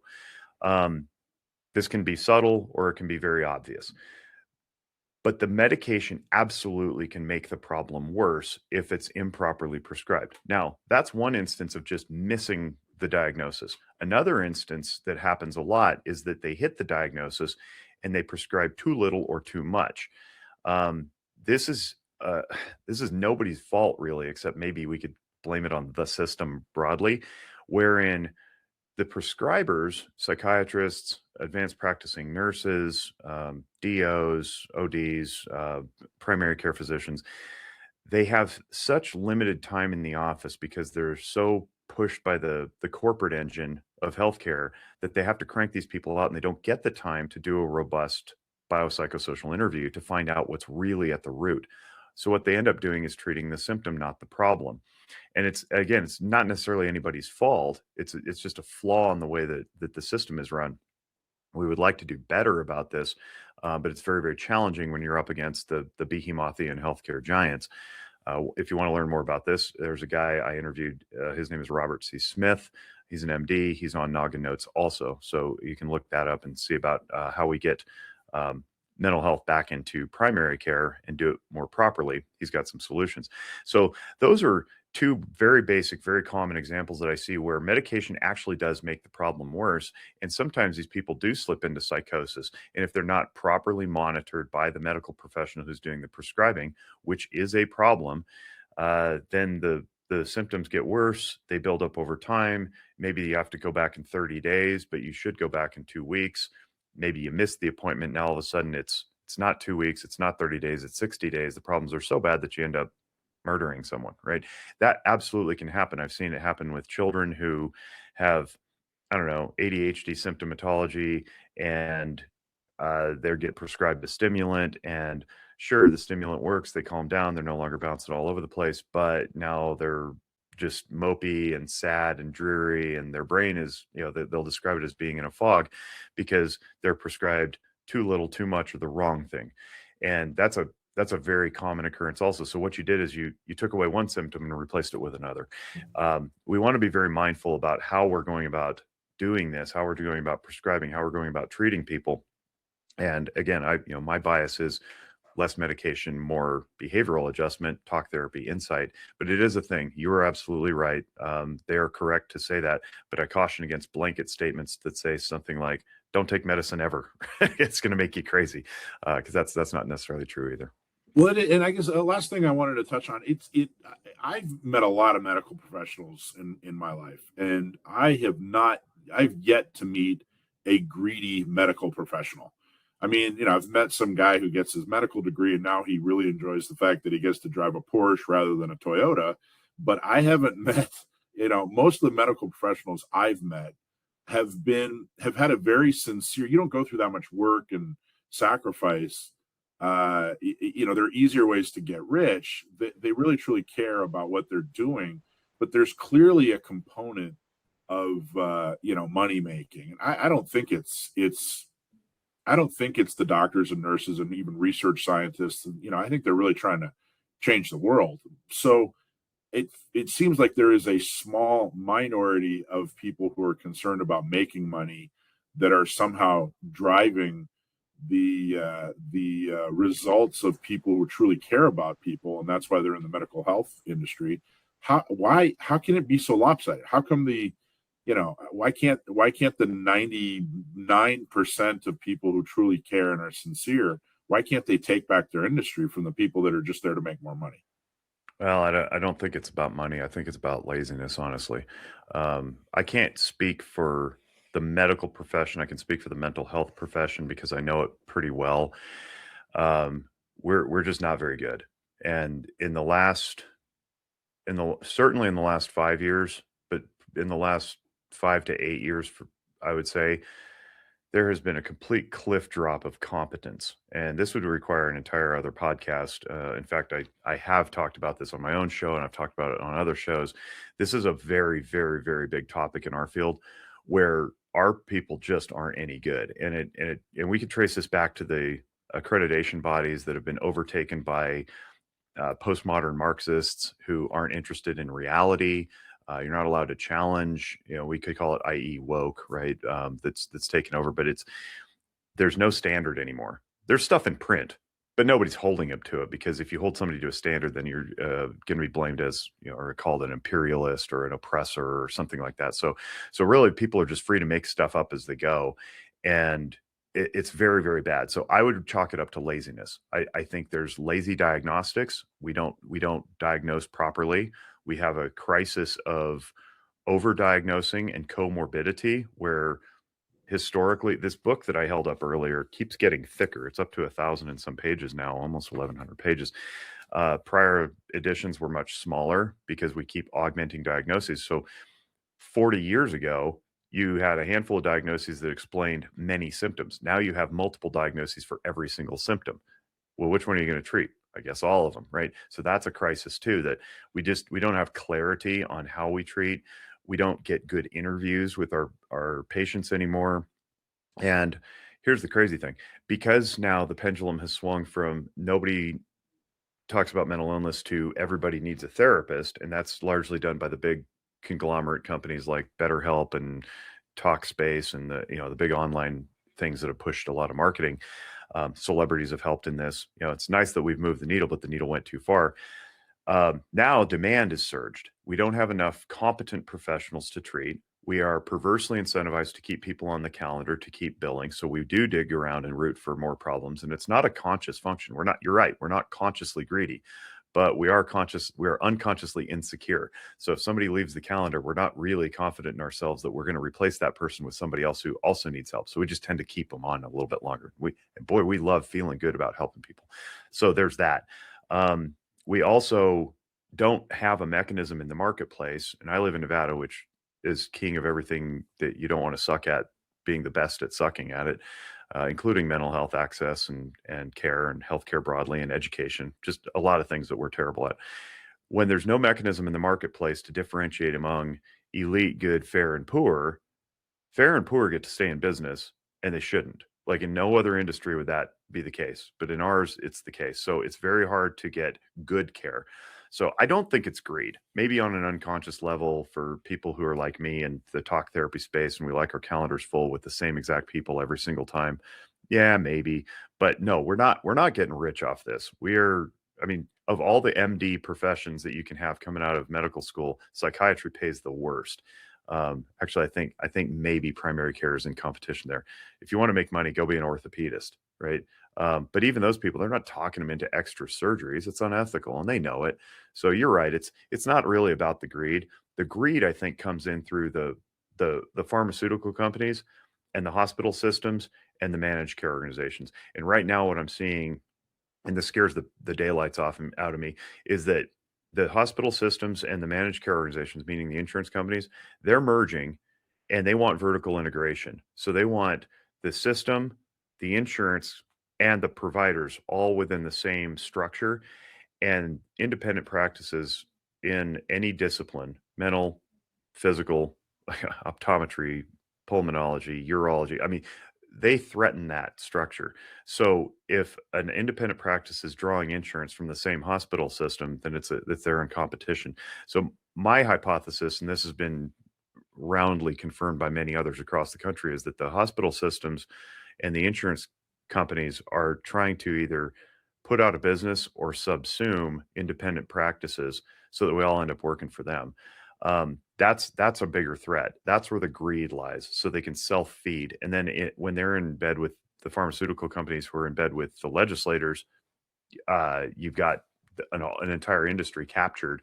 It doesn't look like it on paper, but that's essentially what you're looking at. You're looking at multiple monopolies, and nobody can compete in that system. So there's the greed. It's not the providers who are rendering the services. It's the backing of the corporatists behind it that are causing the problems. we working within that system often suffer something called moral injury, which is where our ethics and values are misaligned with the place where we're working, and we end up having burnout and all sorts of negative problems. So even in our field, we're really suffering. We're supposed to be the healthcare people. We're supposed to be the sin eaters. We're supposed to be the ones who give everybody a bright, shiny, optimistic outlook. But we're suffering because we feel the pressure of the money that doesn't even see our pockets. I could go on and on and on about this and cite research studies and stats and articles, but you're right. Your instincts are correct. It's not the individual providers.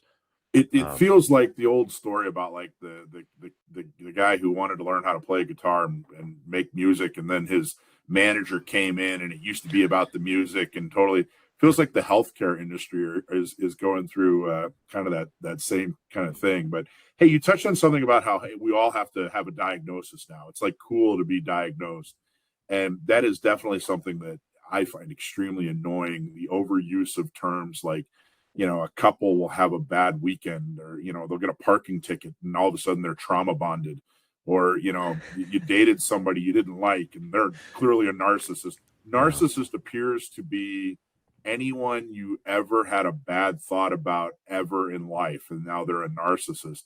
And everyone's got some kind of diagnosis. Everyone's got some kind of condition, and they overuse these terms. I mean, how do we see an end to this? Restoration of personal accountability. That's simple. That's all we got to do. Yeah. The problem with personal accountability is it requires responsibility. And these days, I mean, I think it's a multifactorial causality here, what we're looking at. Largely it's cultural in the form of instant gratification in Western society. Tech has advanced a lot of this stuff. The on-demand streaming everything, deliveries to your door overnight or in the same day. Geez, you're old enough to understand and remember seasonality of produce, right? Like you couldn't get a watermelon in winter. You couldn't get tomatoes in winter or spring. Like you had to wait till fall.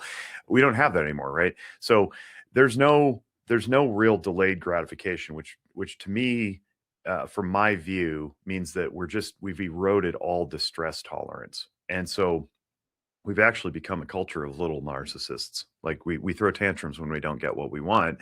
And it's not just kids these days. It's rippled up the generational ladder to even my parents' generation. Mom and Dad, if you're listening, I'm not calling you narcissists, but it's every generation, because what's happened is we've become so accustomed to instant access to everything all the time that we used to wait for things and now we don't. And when we don't get it in a snap of a finger, we throw a fit because we don't know how to tolerate distress. So that goes back to emotional functioning. But you couple that with a cultural narrative also that's pumped through Hollywood and politics that says you deserve. And we hear this in ads all the time. I mean, there's that, you've probably seen the ad for like X chair, or the mat that sits under the chair. It's like, get the look you deserve, get the chair you deserve, get the car, get the Lexus you deserve. It's like deserve. There's no earning anymore. What's that? Lack of personal accountability. So it comes from all directions. And here's what's really rotten. I mentioned postmodernism earlier. Postmodernism as a thought experiment is a fine thing to use when you're trying to break somebody out of overly rigid binary thinking, when they're thinking either or, black or white, all or nothing. You say, hey, what if that's not the case? What if there's more gray, right? You go, okay, yeah, there's more options. Postmodernism taken to its hilt, however, means that nothing is real. Everything is a construct of a construct, and you can't prove anything, and there is no truth.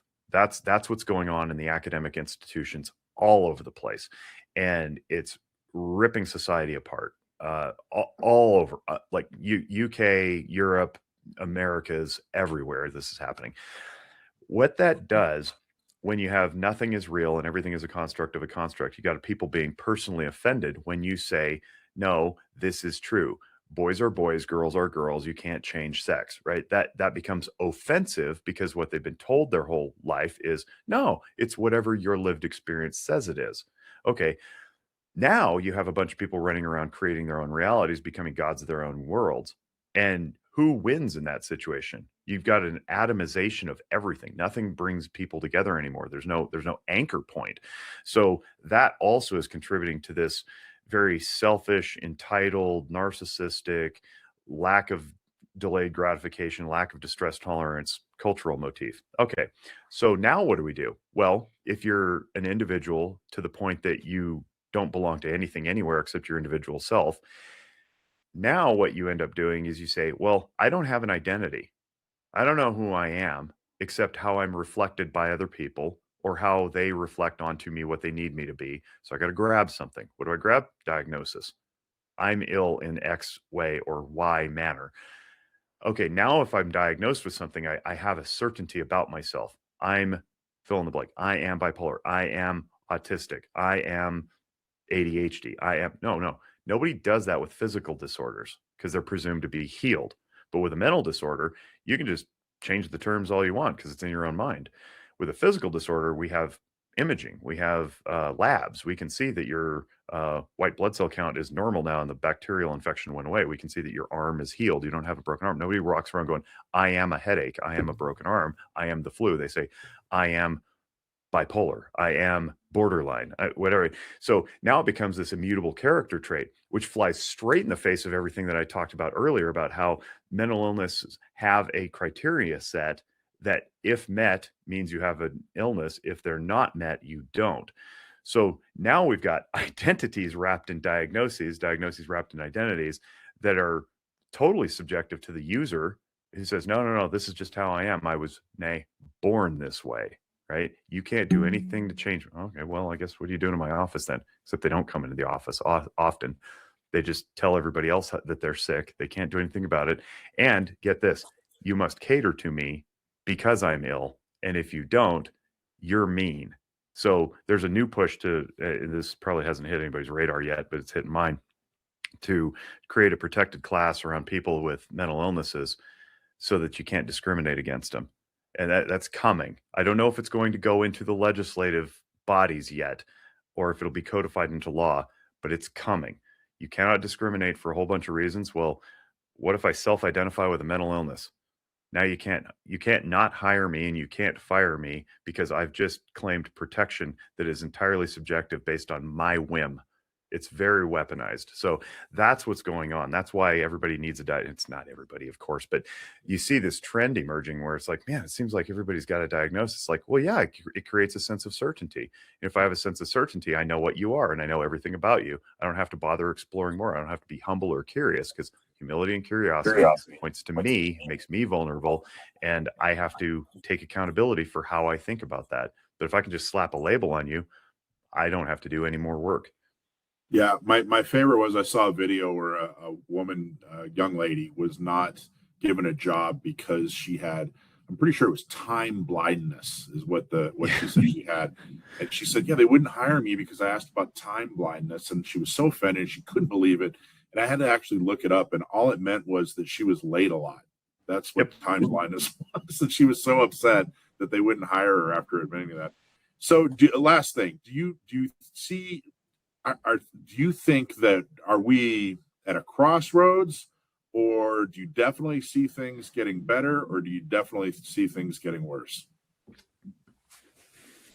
The inflection point is nigh. If it's not here, it's coming.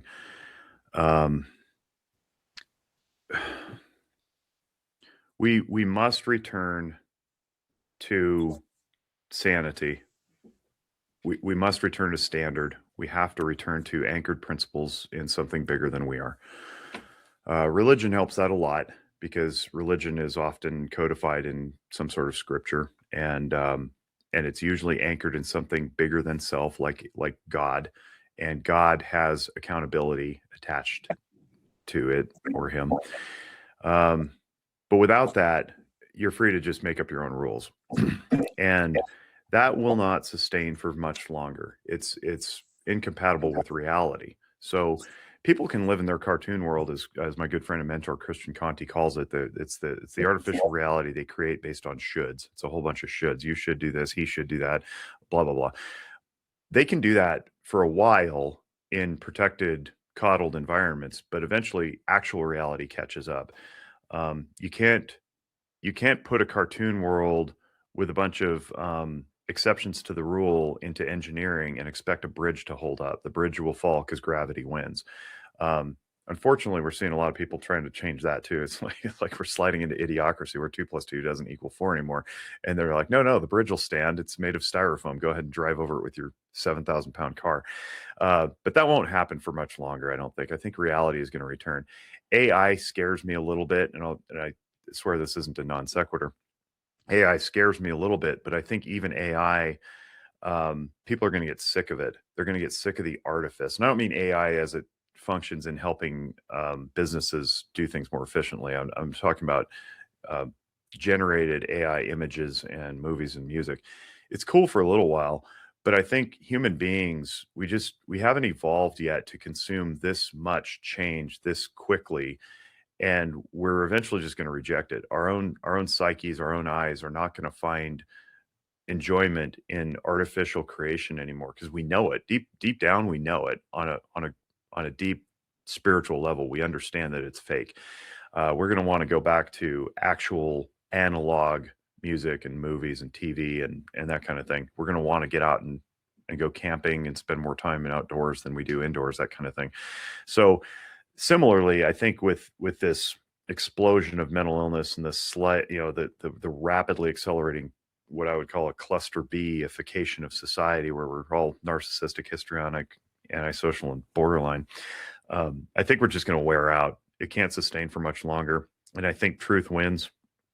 Truth always wins. It's going to be uncomfortable for a little while, but you can't keep up artificial presentation for too long. So it goes for actual artificial intelligence in the computer format, and it goes for artificial representation of self. People can only fake for so long, even if deep down they believe that the world is crazy and they're the only sane ones, even though it's actually the reverse. They can only keep that up for so long before they wear out. And I think we need to start being more loud about what's right. I mean, what's true, and what's ethical and what matters, and that laws actually matter, and reality matters. And eventually it'll all just dry up and blow away. But it's going to be a little while, and we are at that point. I think you're right. We're if we're not there, we're real close to it. Excellent, Jake. I appreciate all your time. Where can people? What website would you like to drive people towards? I'm always going to default to Walk the Talk America, because this is your audience. WTTA.org, walkthetalkamerica.org. Look and see what we're doing lately. There's some really cool new stuff that we've been up to. I've got the privilege of handling a grant to help corrections officers in the state of Nevada. Long overlooked, well overdue for help. So I'm excited for that. That's a new program. We're also working with a lot of electronic and non-electronic safety device companies, Boss Lock. I'm trying to think of them all, but there's a whole bunch that we're working with very new technology. We're trying to integrate that into veteran communities. There's a lot that we're doing with responsible and secure storage. Kids to Kings is still going really well. So if you want a free and anonymous mental health screening, WTTA.org/love. But then if you want to look up some of my stuff at Zephyr Wellness, it's ZEPHYR, zephyrwellness.org. And I mentioned the emotional functioning videos. I would invite everybody to watch those, because I think they're very digestible and universally applicable. And if you know well how your brain works, then you can be better in charge of your responses to environment. And I think me, as a dude who wears a beard more often than he doesn't, talking about feelings is permission giving to other dudes. That's largely your audience too. So you can understand your feelings and improve your communication and all sorts of stuff. So that's what I was saying. Awesome. Zephyrwellness.org and WTTA.org. That's perfect. We'll put those links up. Yeah, I'm at SHOT Show in Vegas, and it was like 60,000 ball caps, beards, and tattoos walking around. And pickup trucks. And a lot of pickup trucks. So, A lot but of anyway, pickup trucks. Thanks, Jake. Appreciate you, man. Appreciate your Thanks, time. Michael. See ya. Alicia, Rich, see ya. Thank you.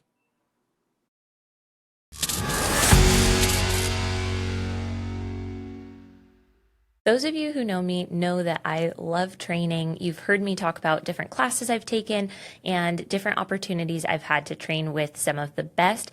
And I'm going to talk a little bit today about Massad Ayoob. Those of you who have never had the opportunity to train with Massad, he is a legend in this industry.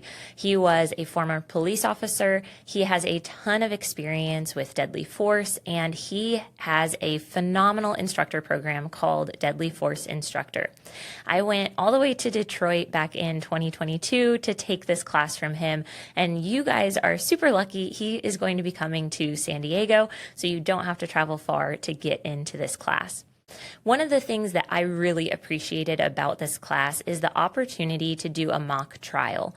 We got to actually play different roles in this trial, figure out who gets acquitted or not acquitted, and just deal with all of those repercussions as if they were real.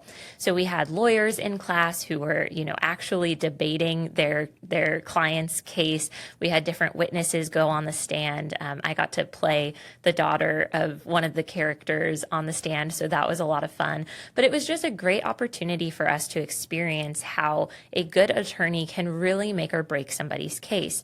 And we've seen this time and time again in the Deadly Force Instructor class. Sometimes you have an attorney who gets you off, and sometimes you have an attorney who doesn't. So it's a good opportunity for you to recognize how important the law process is and making sure that you have a good attorney. It's also a great way to make sure that you're teaching your students the best, most well-practiced pieces of the law. So for example, in class, Massad Ayoob will go over a ton of different cases and do some case studies on how these cases turned out so that you can go back to your students with some real life knowledge of how these things played out in court. One of the biggest takeaways for me in this class was the amount of knowledge Massad Ayoob had.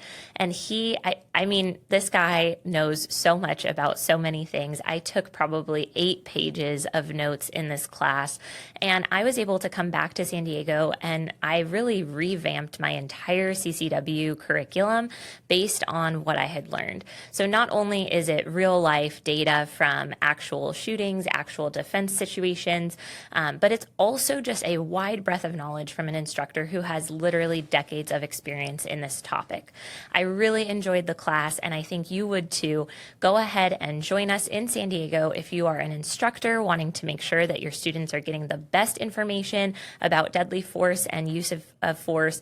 And if you're a defense attorney and you want to get a little bit of experience in a classroom with a bunch of folks who have the potential to use a firearm for protecting their own life in the future. So it's a great opportunity for you to learn about deadly force, being a better instructor, and being a better attorney. So an interesting turn of events with the open carry lawsuit happened. That's the Baird case versus Bonta. Baird is, as you know, or have you heard, as we've talked about, they actually got a big win for open carry. But it's interesting. There's a little bit of a twist and a turn here, and we want to talk a little bit about it. So that's right here in California, open carry. It has to do with the counties that have fewer than 200,000 people population and whether or not they can get an open carry permit, or if all counties can get an open carry permit. And the last decision was very, very positive. But now when it comes to the en banc request, there's been a little bit, again, of a twist and a turn. So attorney extraordinaire Gary Gibson, friend of the show. How are you, my friend? I'm doing great, Michael. Thank you. Good, man. Okay, so tell us what's going on. Maybe just give us a little bit of background and bring us up to speed, and then tell us what's going on with the en bancs. Sure. Somebody in Siskiyou County, which has under 200,000 people. So I got to do a Wikipedia first. California has about 40 million people. 30 of the counties in California have under 200,000 people. 28 of the counties do not. But 95% of the people in California live in a county that is over 200,000. That means open carry in California only theoretically applies to 5% of the population in 30 counties if your sheriff will give it to you. So this guy in Siskiyou County said, hey, I want to carry not just in my county, because that's one of the restrictions. If in fact you can ever find a governing body to give you an open carry permit, and they give it to you, you can't leave your county open carrying. Well, that's pretty straightforward. That means you can't open carry anywhere else in California. 95% of the population's locked out. What do we do? Well, the guy in Siskiyou, Baird, said, I want to carry, not just in Siskiyou, but I want to carry across the state. And we got a rare, although becoming not as rare, panel win. And you have to understand how the Ninth Circuit Court of Appeals works. After a federal district court gives you a win or a loss, you get to appeal to the Ninth Circuit Court of Appeals. And you get a panel, and a panel is 3 judges. We have been winning, we, the 2A community, have been winning in the Ninth Circuit Court of Appeals at the panel level because President Trump has appointed a number of judges that are 2A proponents. And so you might wind up with a panel where 2 of the people on the panel actually believe that there is a Second Amendment, unlike most of the other judges in the Ninth Circuit. And it's exactly what happened in this case. 2 of the judges on the panel believed in the Second Amendment, and 1 judge did not. I'm not saying it's an absolute, but if you look at the president that appointed the judge, you can almost always come up with their feeling on the Second Amendment and how they're going to rule on 2A issues. As I said, it's not an absolute, but I would say it's an over 90%er. So if you look at who appointed the judge, you'll find out how they're going to rule on this case. So they got a 2-1 ruling, and the 2-1 ruling was kind of a mixed bag. And the mixed bag was, well, yeah, you're right. And a mixed bag, good for us who don't live in an under 200,000 person county. You know what? California's rules with regard to open carry are unconstitutional and violate Bruin. I thought that was great. But here's the twist for the guy in Siskiyou. But you didn't ask your local sheriff for an open carry permit. So we're not going to rule on that because we can't rule on that. You forgot to ask your sheriff to turn you down. So what we're going to say is in these under 200,000 counties, a permit is probably okay. So yeah, you can get an open carry permit, go ask them for one. If they won't give you one, then come back and challenge that. Or just get a concealed carry permit in your county. But either one is probably good. And that's one of the twists in the case is this 2-judge panel said that the permit process for open carry is probably constitutional. That means theoretically, California could require an open carry permit in the 95% of the state that is not allowed now to have an open carry. Well, what's going to happen? So we won. Everybody gets to open carry, right? I'm out there with 2 or 3 guns on every day now. No, you can't. It's not final yet. And Rob Bonta on the 16th of January filed an appeal to the en banc panel. So we've talked briefly about how you get to the Ninth Circuit. A district court judge gives you a win or a loss, and you go to the Ninth Circuit and you get a 3-judge panel. And then whoever doesn't like that gets to ask the entire Ninth Circuit, not all of them really, but 11 or so judges, gets to ask them to decide whether the panel got it right. And here's where we lose.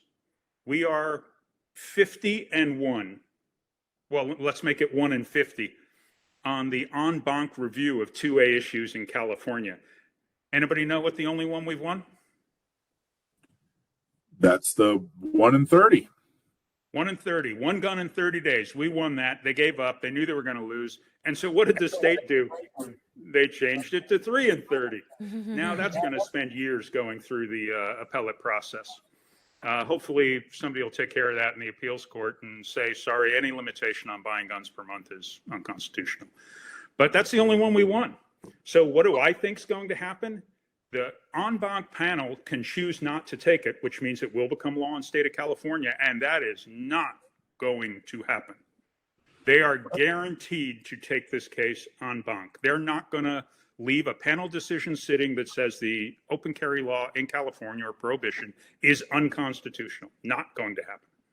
And So Gary, they're going to take. there was Go ahead. one more twist, though. There was one more en banc twist, though. That we fully expected that Rob Bonta was going to ask for an en banc, and it was going to go in front of 11 judges. But there was one other twist, right? There is. Baird asked for an en banc too. Why did Baird ask for en banc? because he said, hey, I don't want to have to get a permit to carry open carry in my county, and you guys said that was cool. So the panel will likely decide that issue too, although that's kind of a very narrow focused issue. I mean, the panel was pretty straightforward, and Bruin is pretty straightforward. Permitted carry is probably constitutional, whether it's open or concealed. That comes out of Bruin. So theoretically, California could become an open carry state with a permit. So let me talk about this for just a minute. And Gary, jump in if I get anything wrong. I get a lot of folks just say, file a lawsuit. Hey, we should file a lawsuit. Why not a lawsuit? Let's do a lawsuit. And there's a couple things that I think show in this case. First off, it was a win and we didn't really win anything. And that's been a trend with lawsuits. There's been one lawsuit in the history of the Ninth Circuit Court that has actually reversed a California law. In all these decades, one lawsuit. Now, I'm not talking about Bruin, that's a federal. I'm talking about the 1 in 30. There's only been one time a lawsuit has actually worked. Now, that doesn't mean that lawsuits are bad or ineffective or whatever, but relying on them is the wrong path to take. There's so many other tools in the toolbox, activism, changing culture, et cetera, et cetera. But here's the other thing that I want people to understand. I got to tell you, I'm a layman. Gary knows way more than I do. I'm not an attorney. There are constitutional lawyers that know so much more than I do. But I have been in the discussion with these guys when we're talking about lawsuits, when I've come to them and said, hey, what about this issue? What about this regulation or this law? You know, why don't we just sue? And I think that I know I, in the past, have thought it's just as easy as saying, hey, this sucks. Look at the Second Amendment. Hurrah, we win. But it really isn't that simple. You have to really thread a needle and make sure that you get this thing right.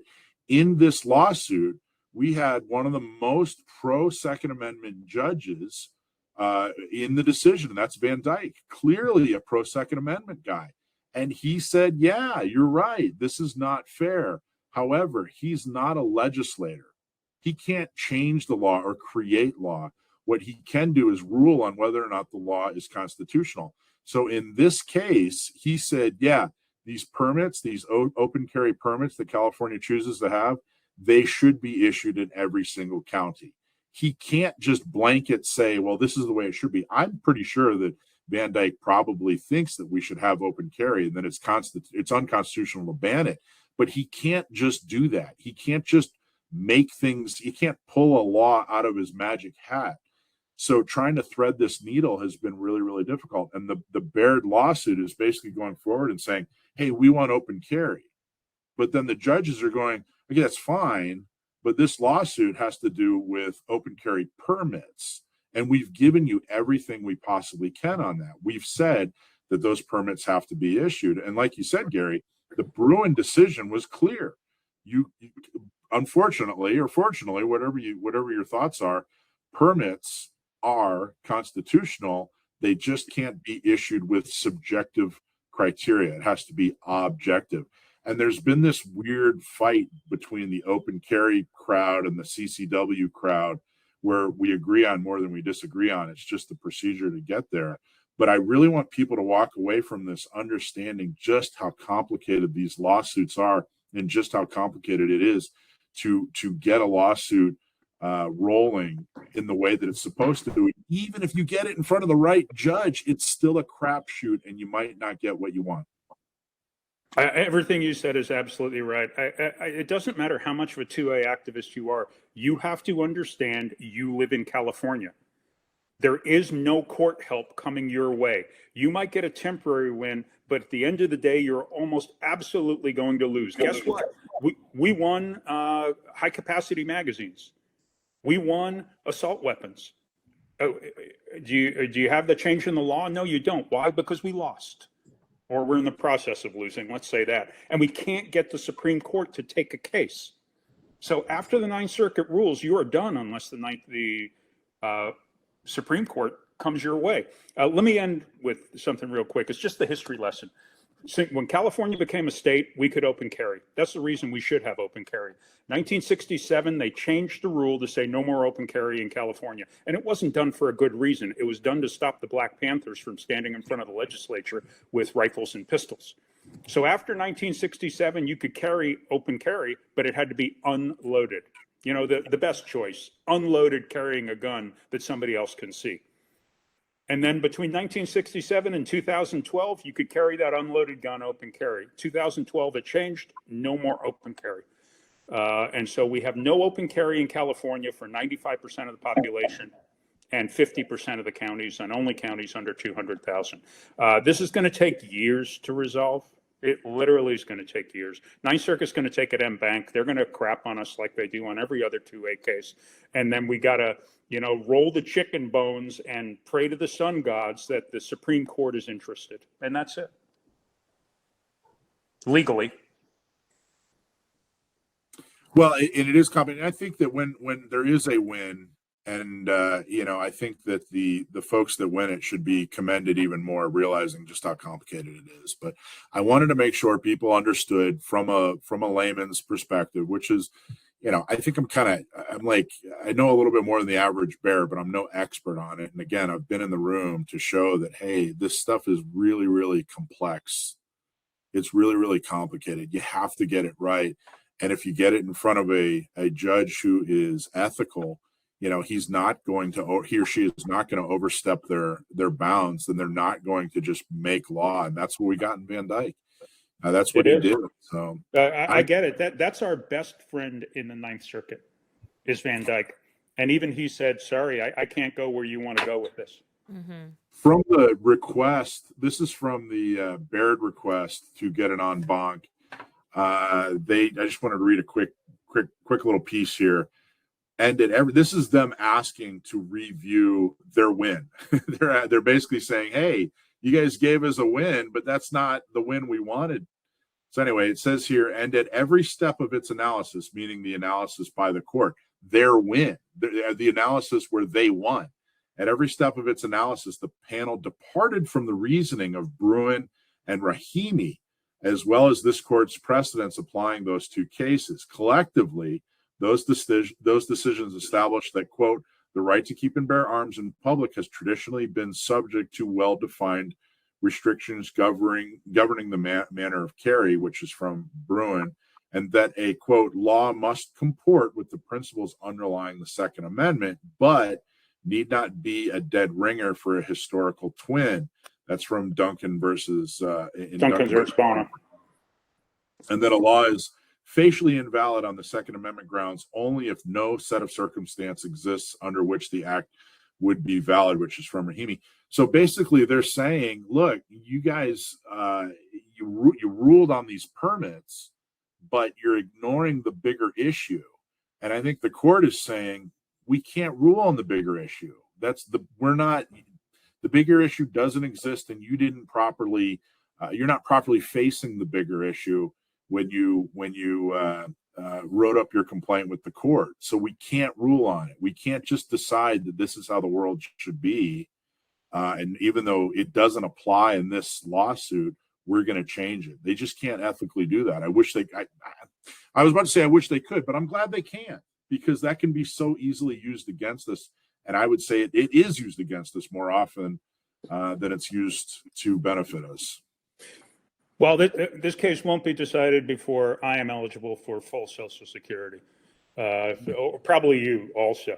If anybody needs any questions answered, you disagree with me, just give me a call. I'm willing to talk to anybody. 619-889-9748. We can talk this out. And if you've got some disagreements, we can figure out if there's a middle ground. Great. Awesome. Thanks, Gary. Appreciate the recap. See you. See you, man.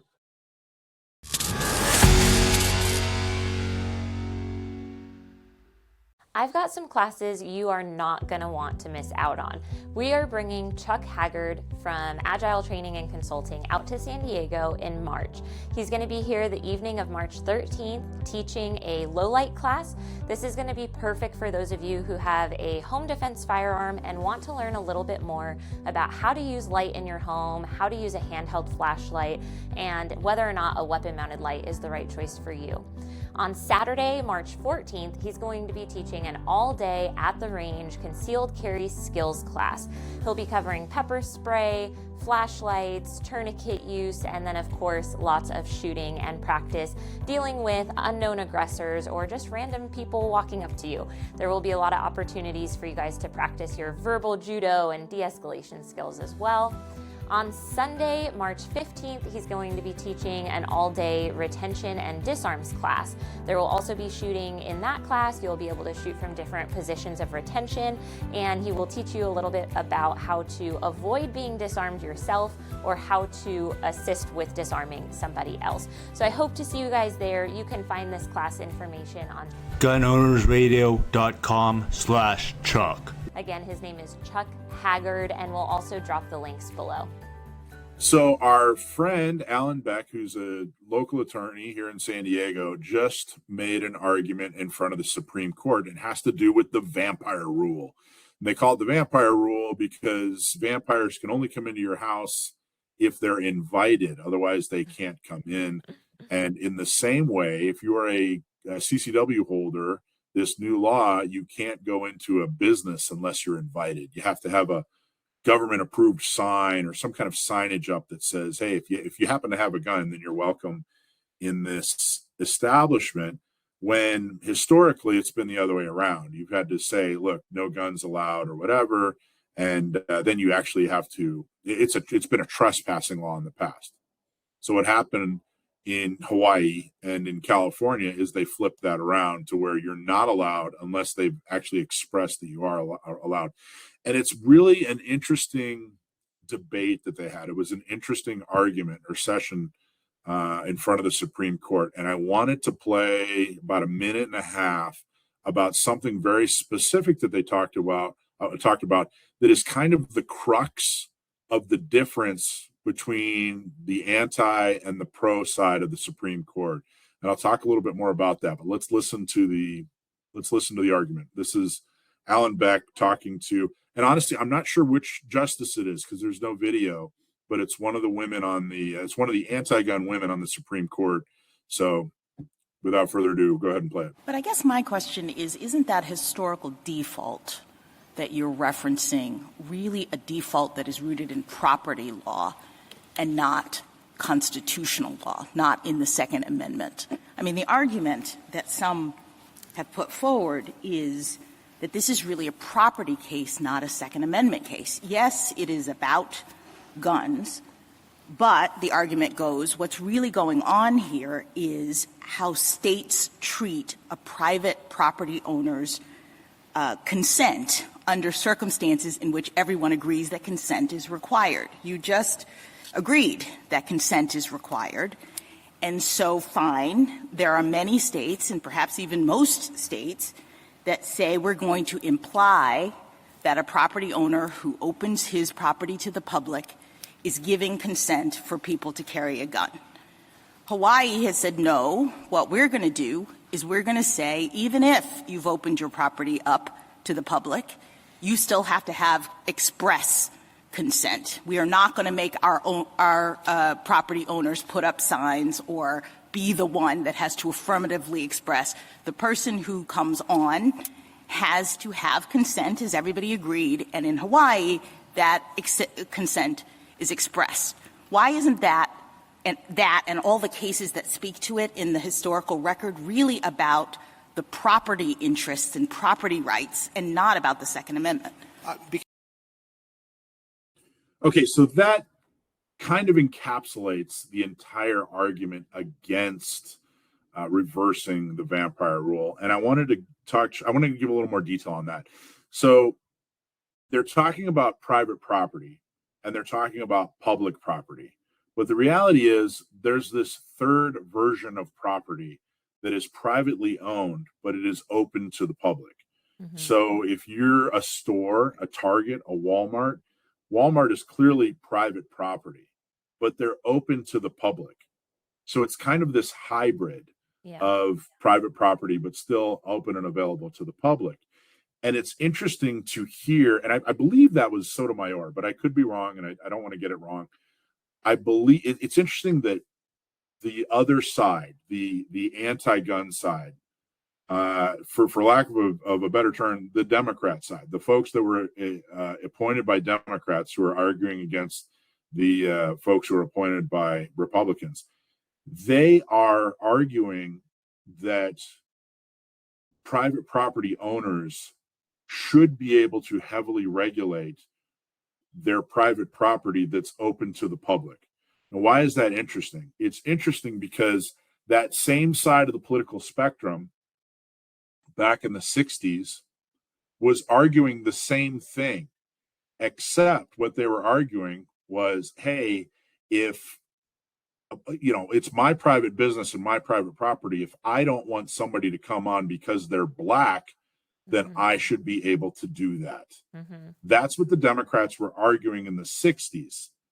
And then the Civil Rights Act came about and they said, no, you're a private business. Yes, you're private property and you're a business, but you're open to the public. Yeah. You have sidewalks, you have running water, you have electricity, you have all these things that make you a part of the community. Therefore, you can't deny somebody who's a part of the population, certainly not based on skin color. Now, if somebody's coming in and causing problems or a fight or whatever, of course, you can refuse to do business with that person. That is a totally different, separate section of the law, totally different philosophical difference. And now here we are in 2025, and they're making the same argument. They're saying, hey, this private property owner should be able to violate your civil rights simply because they don't like who you are. I think Democrats were wrong then. I think they're wrong now, but I commend them for being consistent.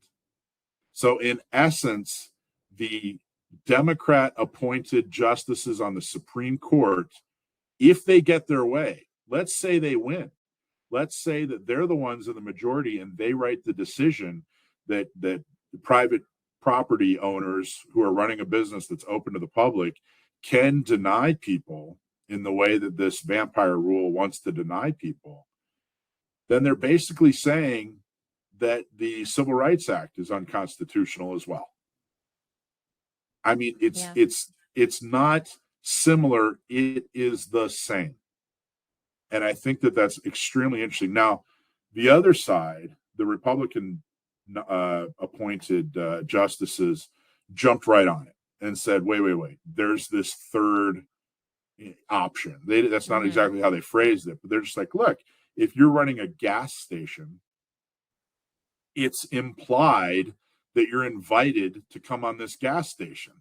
And no one's saying, by the way, if you come on there and they say, hey, I'd like you to leave, that you'd have to leave. Now, let's say, you go and they say, hey, can I see some ID? And you show them a CCW and they say, hey, are you armed? And you say, yes. And they say, well, gee, I'd like you to please leave. I don't want you here. You're trespassing. Okay, fine. Yep. But the way this vampire rule is clearly unconstitutional, clearly in conflict with exactly what was happening in the 60s and civil rights, and the CRA, and all of that. And it amazes me that after decades, they haven't changed their position. Yeah, it's really interesting. I think, to your point about the trespassing thing, that is already the case, and that's how it should be. Private property owners should have the right to say, hey, I don't want you here for whatever reason they choose, right? Like they could be like, I don't like, people with whatever, like whatever brand of jacket this is. They don't like people with hardware jackets and they want to ask me to leave because I have a hardware jacket. Yeah. Fine. Like you have the right to do whatever you want on your own private property as far as who you allow on and who you don't allow on.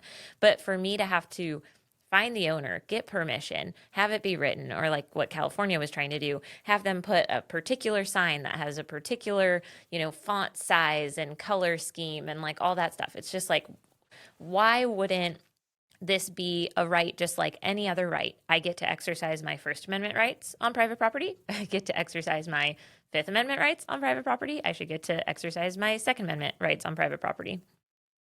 Well, it because it's a civil right, and this charade that they're trying to pull is absolutely ridiculous. And you see these signs up now that have a gun with a X in it, no guns allowed or whatever. That actually does not hold the weight of law, nor should it. In California. Some states it does, like Arizona, I think is one of them, where if there's a sign that says no firearms allowed, it's actually in the penal code that's illegal for you to enter that, restaurant or wherever. But yeah, in the state of California, it doesn't hold the weight of law, and I don't think it should hold the weight of law anywhere. I think I agree. Yeah, I think and I it's meant I just horrible. meant California. You're Yeah, absolutely right. I just meant California. I should have stated. You're absolutely right. No, you're right. It shouldn't. I shouldn't be able to have a law in my house, that puts somebody in jail or, whatever. And it doesn't make any sense to me. But in California, they usually reference Penal Code 602, which doesn't have to do with firearms. It's actually a trespassing law.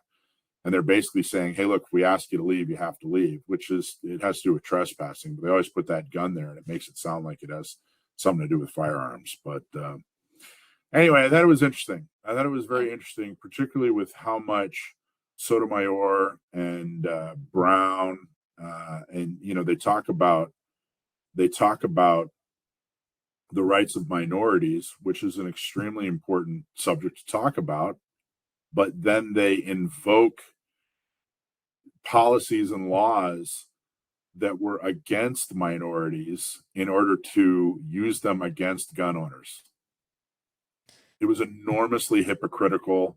I wonder, I think it really shows how little respect they have for gun owners. I think they still view gun owners as, this is some, jerk who just wants to carry his toy around. And, I don't think they equate it with, no, this is self-defense. This is my right to defend myself. This isn't just some neat thing I like to lug around with me. I don't think they equate that, which they should. Yeah, I've heard folks talk about that they think our side is double-sided on this issue. And I'll give an example I've seen floating around online. Do you remember a long time ago when there was, not that long, a couple of years ago, there was like a big hubbub about a bakery refusing to make a cake for a lesbian couple who was getting married. Yep. And they said, we don't serve the gays, right? That was the whole slogan. And I think that when we look at what does our side think about that issue, I think most of us were like, well, the person who owns that shop is a bigot and a bad person and probably shouldn't have a business, and hopefully they get run to the ground because nobody spends their money there. But it is well within their right to determine and make their own rules about who they want to serve. Just like, a bar or a gas station could say, I don't want to serve drinks to blonde girls, or I don't want to serve gas to, Nissan Altimas. They're allowed to make whatever decisions they want in the scope of running their private business. But those are not things that are civil rights. The right to have a cake at your wedding isn't a civil right. Do I think that shop owner was a horrible person? Yeah, I think that's awful that you're not willing to, make a cake for somebody just because you don't agree with, their lifestyle or whatnot. I think that those are pretty different issues. And I think online it's really getting conflated to be one and the same.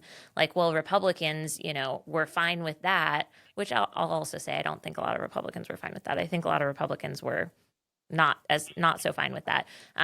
But Republicans were fine with that. Why aren't they fine with private property needing to give permission to have a firearm? And I'm just like, I think of those things as very different items related to not only the fact that one's a constitutional right and the other one isn't, but also related to the fact that you have lots and lots of other options of places that you can go and get a cake. If I'm trying to defend my life in public and every single gas station in my entire city says you can't carry a gun, now I can't drive myself to work, or I can't have a normal life because I am being completely restricted of my right to defend my life. You know what I mean? So I've seen some. It is.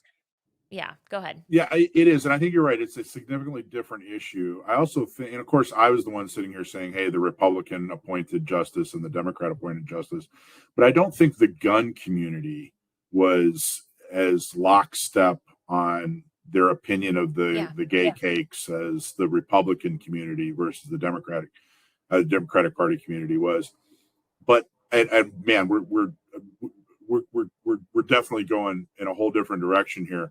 But I think it's important to point out that if you asked, let's say you went and you wanted to get married, and you asked a pastor who makes $500 to marry somebody, and you said, hey, I want to have a same-sex marriage, and he fundamentally doesn't agree with it.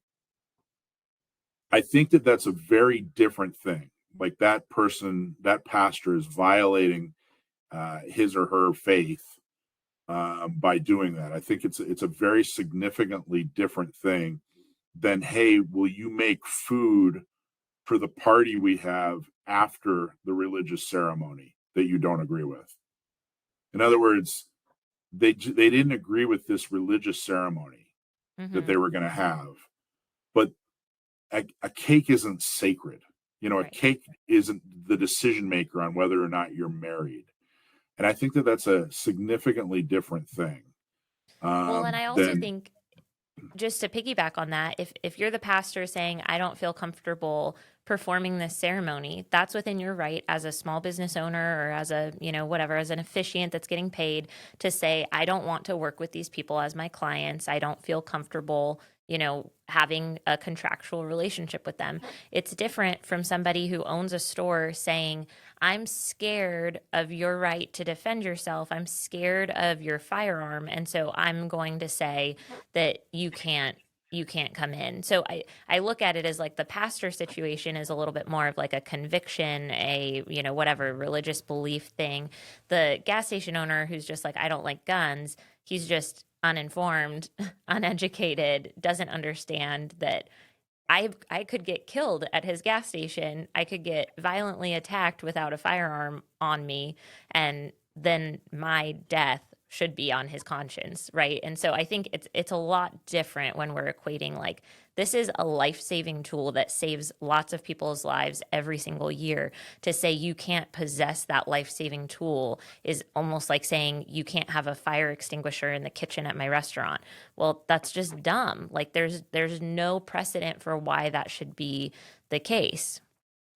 Well, and exactly. And you're not, as a gun owner, if you're carrying concealed, you're getting gas at a gas station, you're not asking the owner to participate in your CCW, in carrying a gun. Right. You know what I mean? So even the person who refused to bake the cake for the gay couple, they didn't say you can't come in my store. Right. They let them in the store. Right. But then they said, hey, I don't want to participate in this particular activity. If I went to the gas station and filled up my truck and then drove away, no harm, no foul. Like the gas station owner is not participating in that.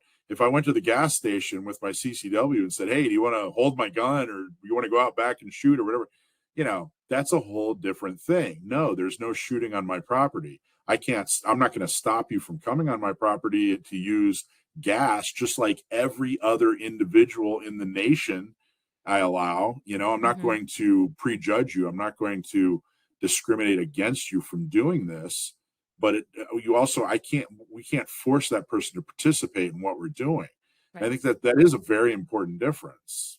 So, yeah, I know I kind of took us down a rabbit trail there, but I've just seen a lot of that kind of comparison, like, oh, the Republicans or the gun people only care when it's a gun issue. It's like, no, I care about other issues too. I'm a full person with lots of opinions and nuance and beliefs, and Mike is too, and Alicia is too. Like we have so many, we're humans. We have so many thoughts and opinions on so many things, but I don't think that these are the same.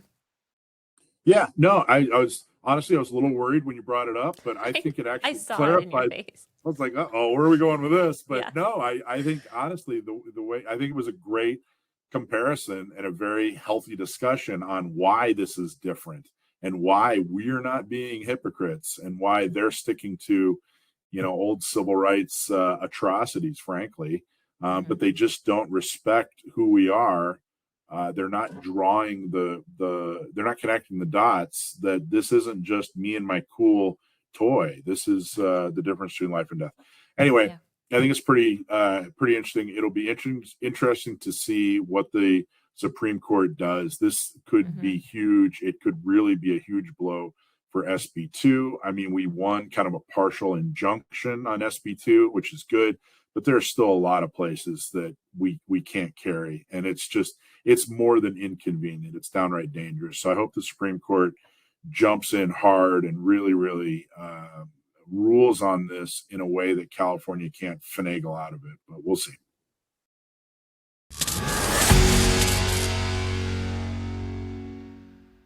We use Seal 1. We treat every can before it goes out. We treat it with Seal 1.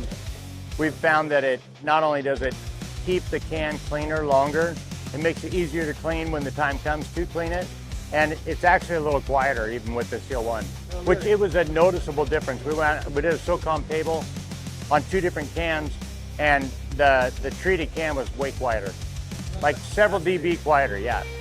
Noticeably quieter. Yeah, 2 to 4 dB quieter. I wouldn't have expected it. Yeah, I was surprised by it. I don't think it seemed like it was a long-lasting effect too. It wasn't just having an ablative in there. All right, everybody's favorite segment, Stump My Nephew, Sam My Nephew.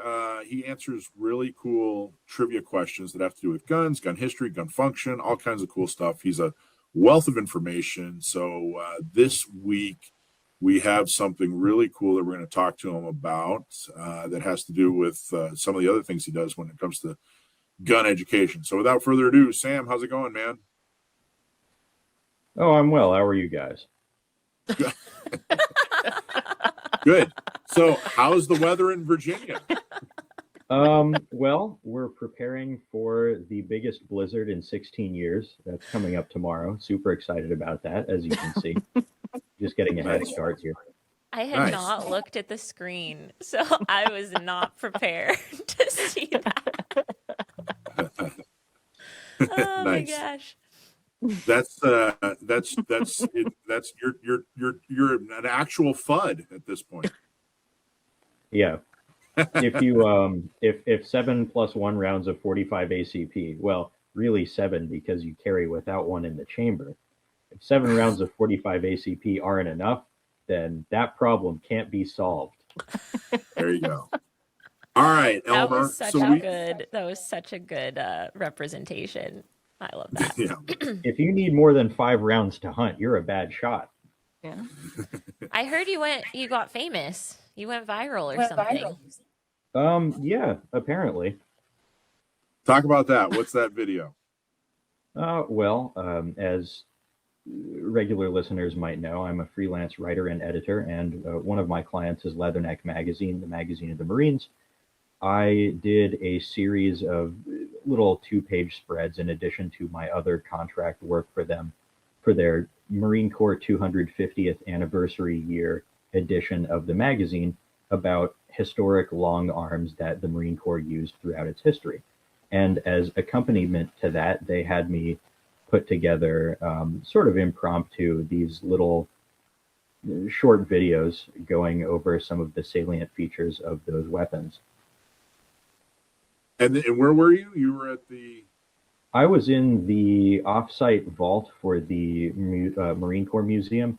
It's in an undisclosed location. It's not accessible to the public. You need to be a researcher or other professional by appointment to get in there. But it's a really cool site, and I always enjoy going in there because they have these library stacks of hundreds upon hundreds of a huge variety of historic small arms, ranging from your common stuff like AKs, M16s in every variation, service handguns from U.S. military history, all the way to weird off-the-wall prototype stuff and really old, like Revolutionary War muskets, things like that you hardly ever see.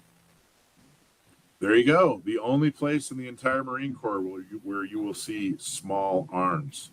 So without further ado, 1.4 million views right now. Let's show your video. This is an M1903 Springfield. Marines carried rifles just like this one before World War I, in World War I, and through the interwar period, actually up through 1942. In fact, this specific example was carried by a Marine raider on Guadalcanal. The M1903 is pretty much just like a Mauser. It's a bolt-action repeating rifle feeding from a 5-round internal box magazine loaded with stripper clips. On the back of the bolt, you have the safety. That's the fire position as indicated by ready. The middle position is safe.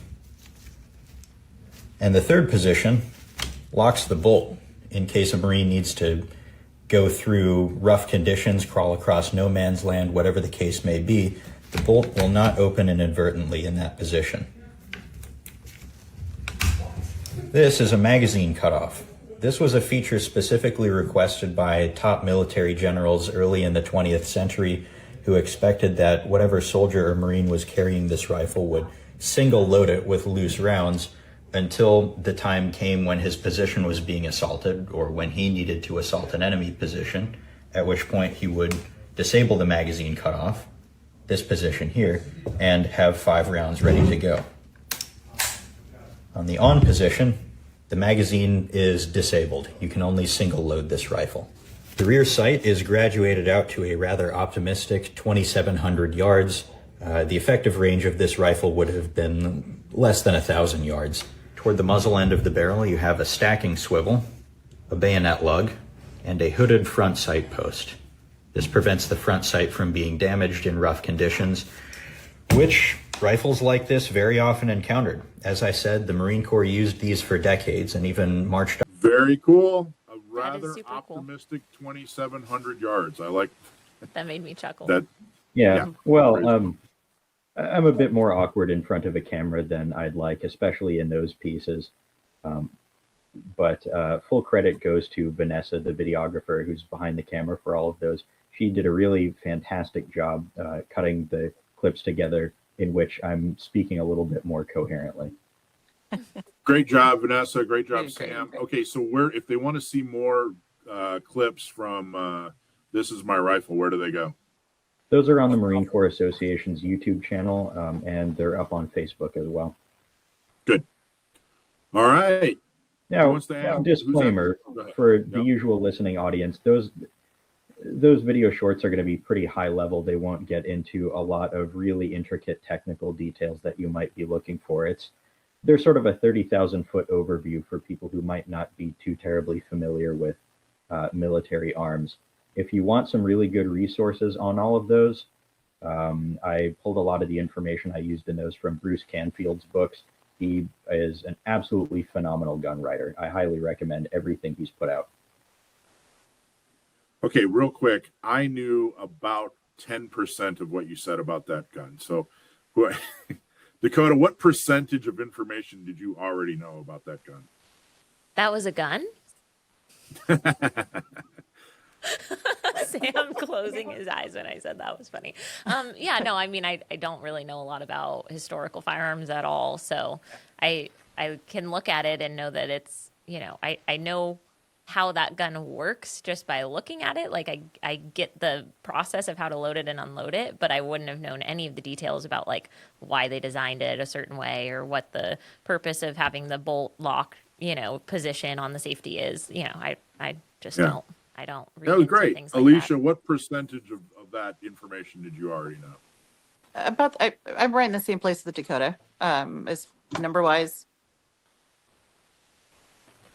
I don't know how to put a number to it. It was a lot of good information. I hardly knew any of that. That was great. I thought it was really interesting. Well, and the safety, that was something that aspect was completely new to me. I've not seen that before. So that was completely new. And the fact that you knew who carried it, when they actually carried it in service. That was amazing. There's a lot of great information on that. You did a great job. Those videos are really, really interesting. So make your way on over to the Marine Corps Foundation, Sam? Is that what you said? Marine Corps Association. Marine Corps Association. Make your way on over there and check out his other videos. Okay, now the Stump My Nephew question. Who's going to ask the question this week? I've got it. Dakota. Okay, Chester from Vista Mesa asks, the Winchester Model 70 is often called the rifleman's rifle. What major manufacturing change in 1964 caused many collectors to consider post-1964 Model 70 rifles less desirable? Chester from Vista Mesa, thanks for writing in. By the way, I am not entirely convinced that you guys aren't just making up place names. Vista Mesa has got to be fake. There's no way that's real. What do you I'll mean? Google Vista it right Mesa. now. I kind of laughed when I heard that too. I don't know where that is. It's got to be a legit place. Mesa Vista is a legit place in San Diego, in the greater San Diego area. Maybe the words got flipped when we retyped it into the show. There is a Mesa Vista. That's kind of funny. Mesa Vista, yeah, near Serra Mesa. Because it means the same thing. A Mesa and a Vista are basically the same thing, right? Is that why that's funny? Okay, Chester, whoever you are, wherever you're from or not from, what changes were made to the Winchester Model 70 in 1964? The big one is that they switched from a controlled feed mechanism to a push feed mechanism. And that sounds very complicated and technical, but what that means is that in a pre-64 Model 70, the bolt has positive control over that round from the time it's stripped out of the top of the magazine to the time the empty casing is ejected. If you can imagine a box magazine with the rounds stacked up on top of one another, when the top round is picked up by the bolt, the extractor has a hold over that. It's big claw style extractor. So if you're familiar with like Mauser rifles, for example, those also use controlled feed. Push feed, which is what they switched to, works a little bit differently.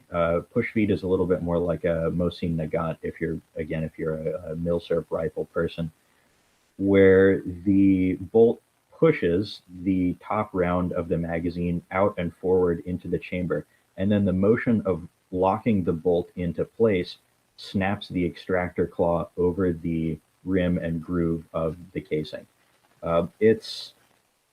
I guess it's a little bit mechanically simpler, or it can be a little bit mechanically simpler. A push feed system needs its own separate spring-loaded ejector, whereas an ejector in a controlled feed weapon uses just a fixed metal blade, because the ejection force is provided by you pulling the bolt back. I prefer controlled feed because I like that the bolt positively controls that round, and I like that you can sort of dictate the ejection force by how hard you pull on the bolt. It makes the rifle a little bit more inherently reliable because there's less of a possibility of a malfunction in the form of a double feed. Probably less of a problem with a hunting rifle than with, say, a late 19th, early 20th century military rifle. But push feed is also a little bit worse for reloaders, because with a controlled feed rifle, you can dictate the ejection force just by pulling on the bolt harder or less hard when you're opening it up. So you can have, if you pull on the bolt slowly, you can have the brass just plop out instead of ejecting under spring pressure. It's a tiny difference. No one is going, I'm not buying a push feed rifle because I'm a reloader. But controlled feed is, in most people's opinions, a little bit nicer and a little bit more elegant. So that's why people like their pre-64 Model 70s. I hope I explained that adequately. Well, I mean, you got the entire answer and then also a lot more on top of the entire answer. So you did good. In 1964, Winchester redesigned the Model 70 to use cheaper manufacturing methods, replacing the controlled round feed Mauser-style claw extractor and many machined parts with push feed and stamped components. Collectors generally prize the pre-1964 rifles for their craftsmanship and controlled round feed action. Yeah, and it's, I've heard that for decades, that people would bash post 64 Winchester rifles. And it kind of became this thing that everyone just accepted, like, oh yeah, they were better before 64. And then at some point I asked, well, wait a minute, why? And no one knows why. Like, very few people are like, well, it just used to be better, and I heard my buddy say it, so therefore I'm going to say it. The Winchester booth. Are you telling us that you're Chester from Vista Mesa, Mike? No, I rarely go by that anymore. But I can tell you that the Winchester booth, a lot of the Model 70s that I was looking at, I think all of the Model 70s I was looking at, had a big writing on the tag, pre-64 action. And they're adamant. They're really trying to break out of that, hey, we're not junk post-64. You know, they've gone back to that claw thing. And I guess the big thing with the claw feed rather than the push feed is you don't have to worry about gravity too, right? Say again? You don't have to worry about gravity. If you won't, right? Your cartridge won't just fall out of the action if you're at the wrong angle. Yeah, in a push feed action, in between the time the round is stripped from the top of the magazine and the time that the bolt finishes locking, or I should say you, the shooter, finish locking the bolt, the top round is just hanging out there in the receiver. It's loose. There's nothing positively holding on to it. It's sitting in the receiver by itself. In a controlled feed action, again, the extractor is controlling it the whole time. There you go. So, congratulations.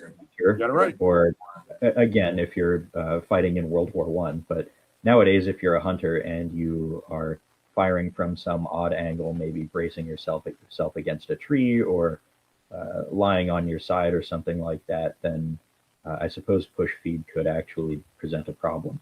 It's just a quirk of the firearm you have to work around. Well, I can't, Alicia, you and I were talking about that. I can't tell you how many times I've purchased something for my gun and I was solving a problem that I didn't have, but it was better. You know, oh, this is better, but I'm not having a problem with that, but this is better, so I'm going to buy it. So I get it. I get why people want better, even if it doesn't actually affect your performance. So anyway, great job, Sam. Awesome as always. There you go. So check him out on his other segments where he talks about gun history. Go to the Marine Corps Foundation Association. I'm sorry, I keep screwing that up. Marine Corps Association. Check him out, and great job, Sam. And stay warm, man. Thank you, and thanks for having me on.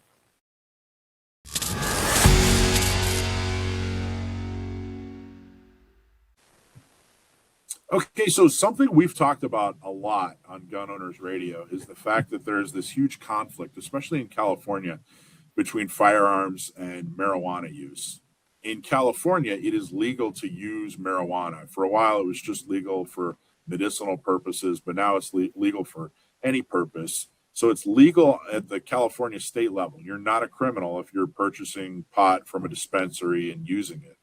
However, on the federal level, it is still considered a controlled substance.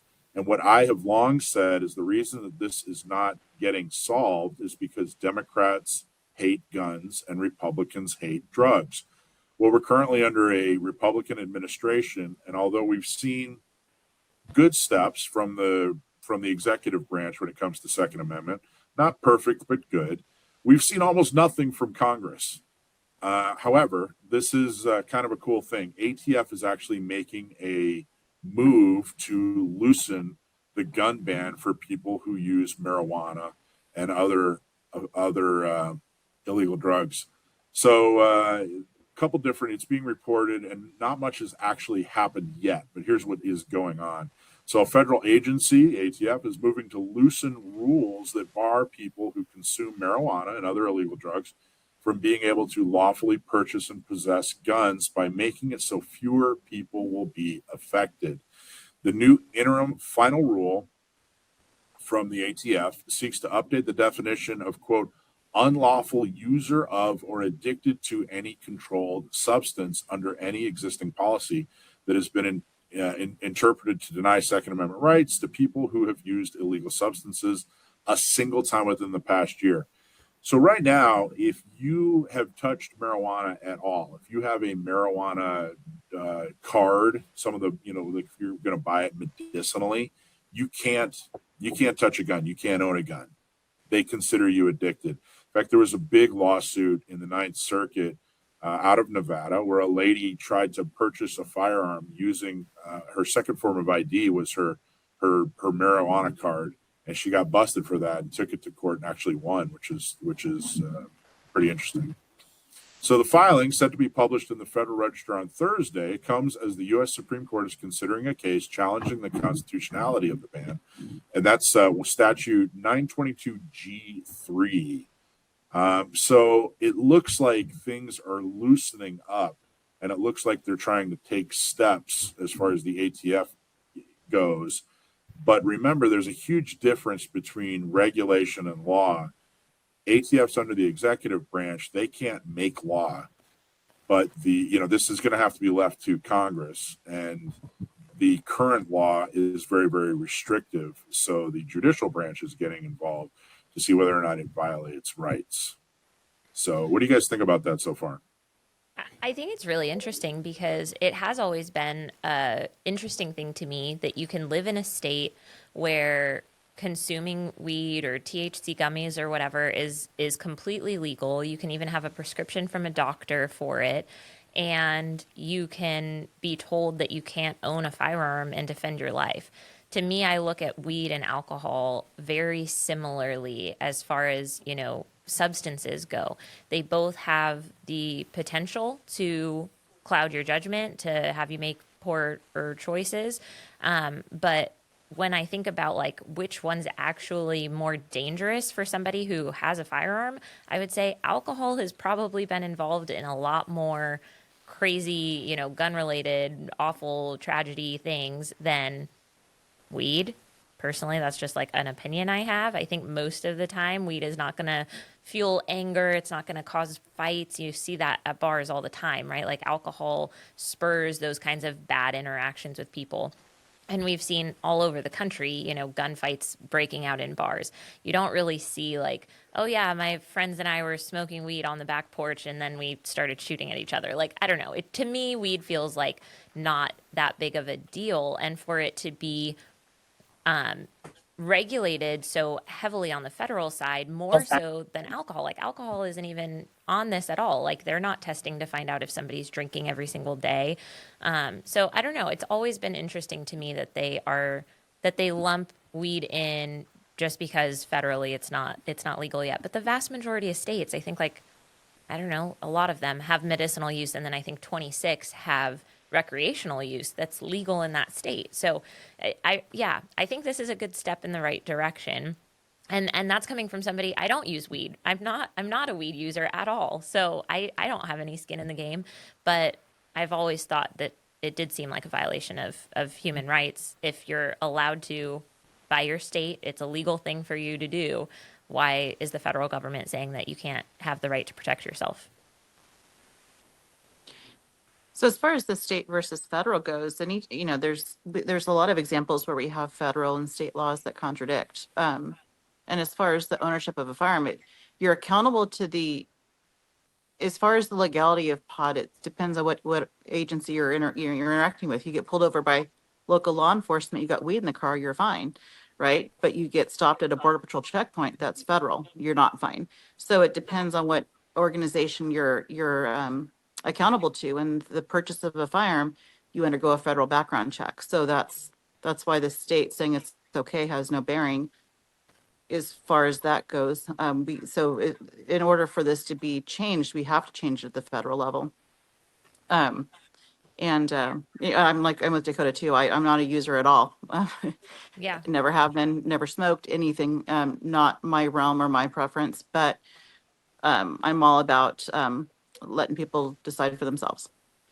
Yeah, that's the thing. It's like I understand why it has to go through the federal process and why it's the federal law, but I'm just like, why does the federal government care about weed being kind of in that same category as like a controlled substance abuse, controlled substance addiction, that to me is different than somebody who smokes weed on a regular basis, right? Or drinks alcohol on a regular basis. To me, those are, those folks should be able to have the right to defend themselves and own a gun and have it in their home and, all of that.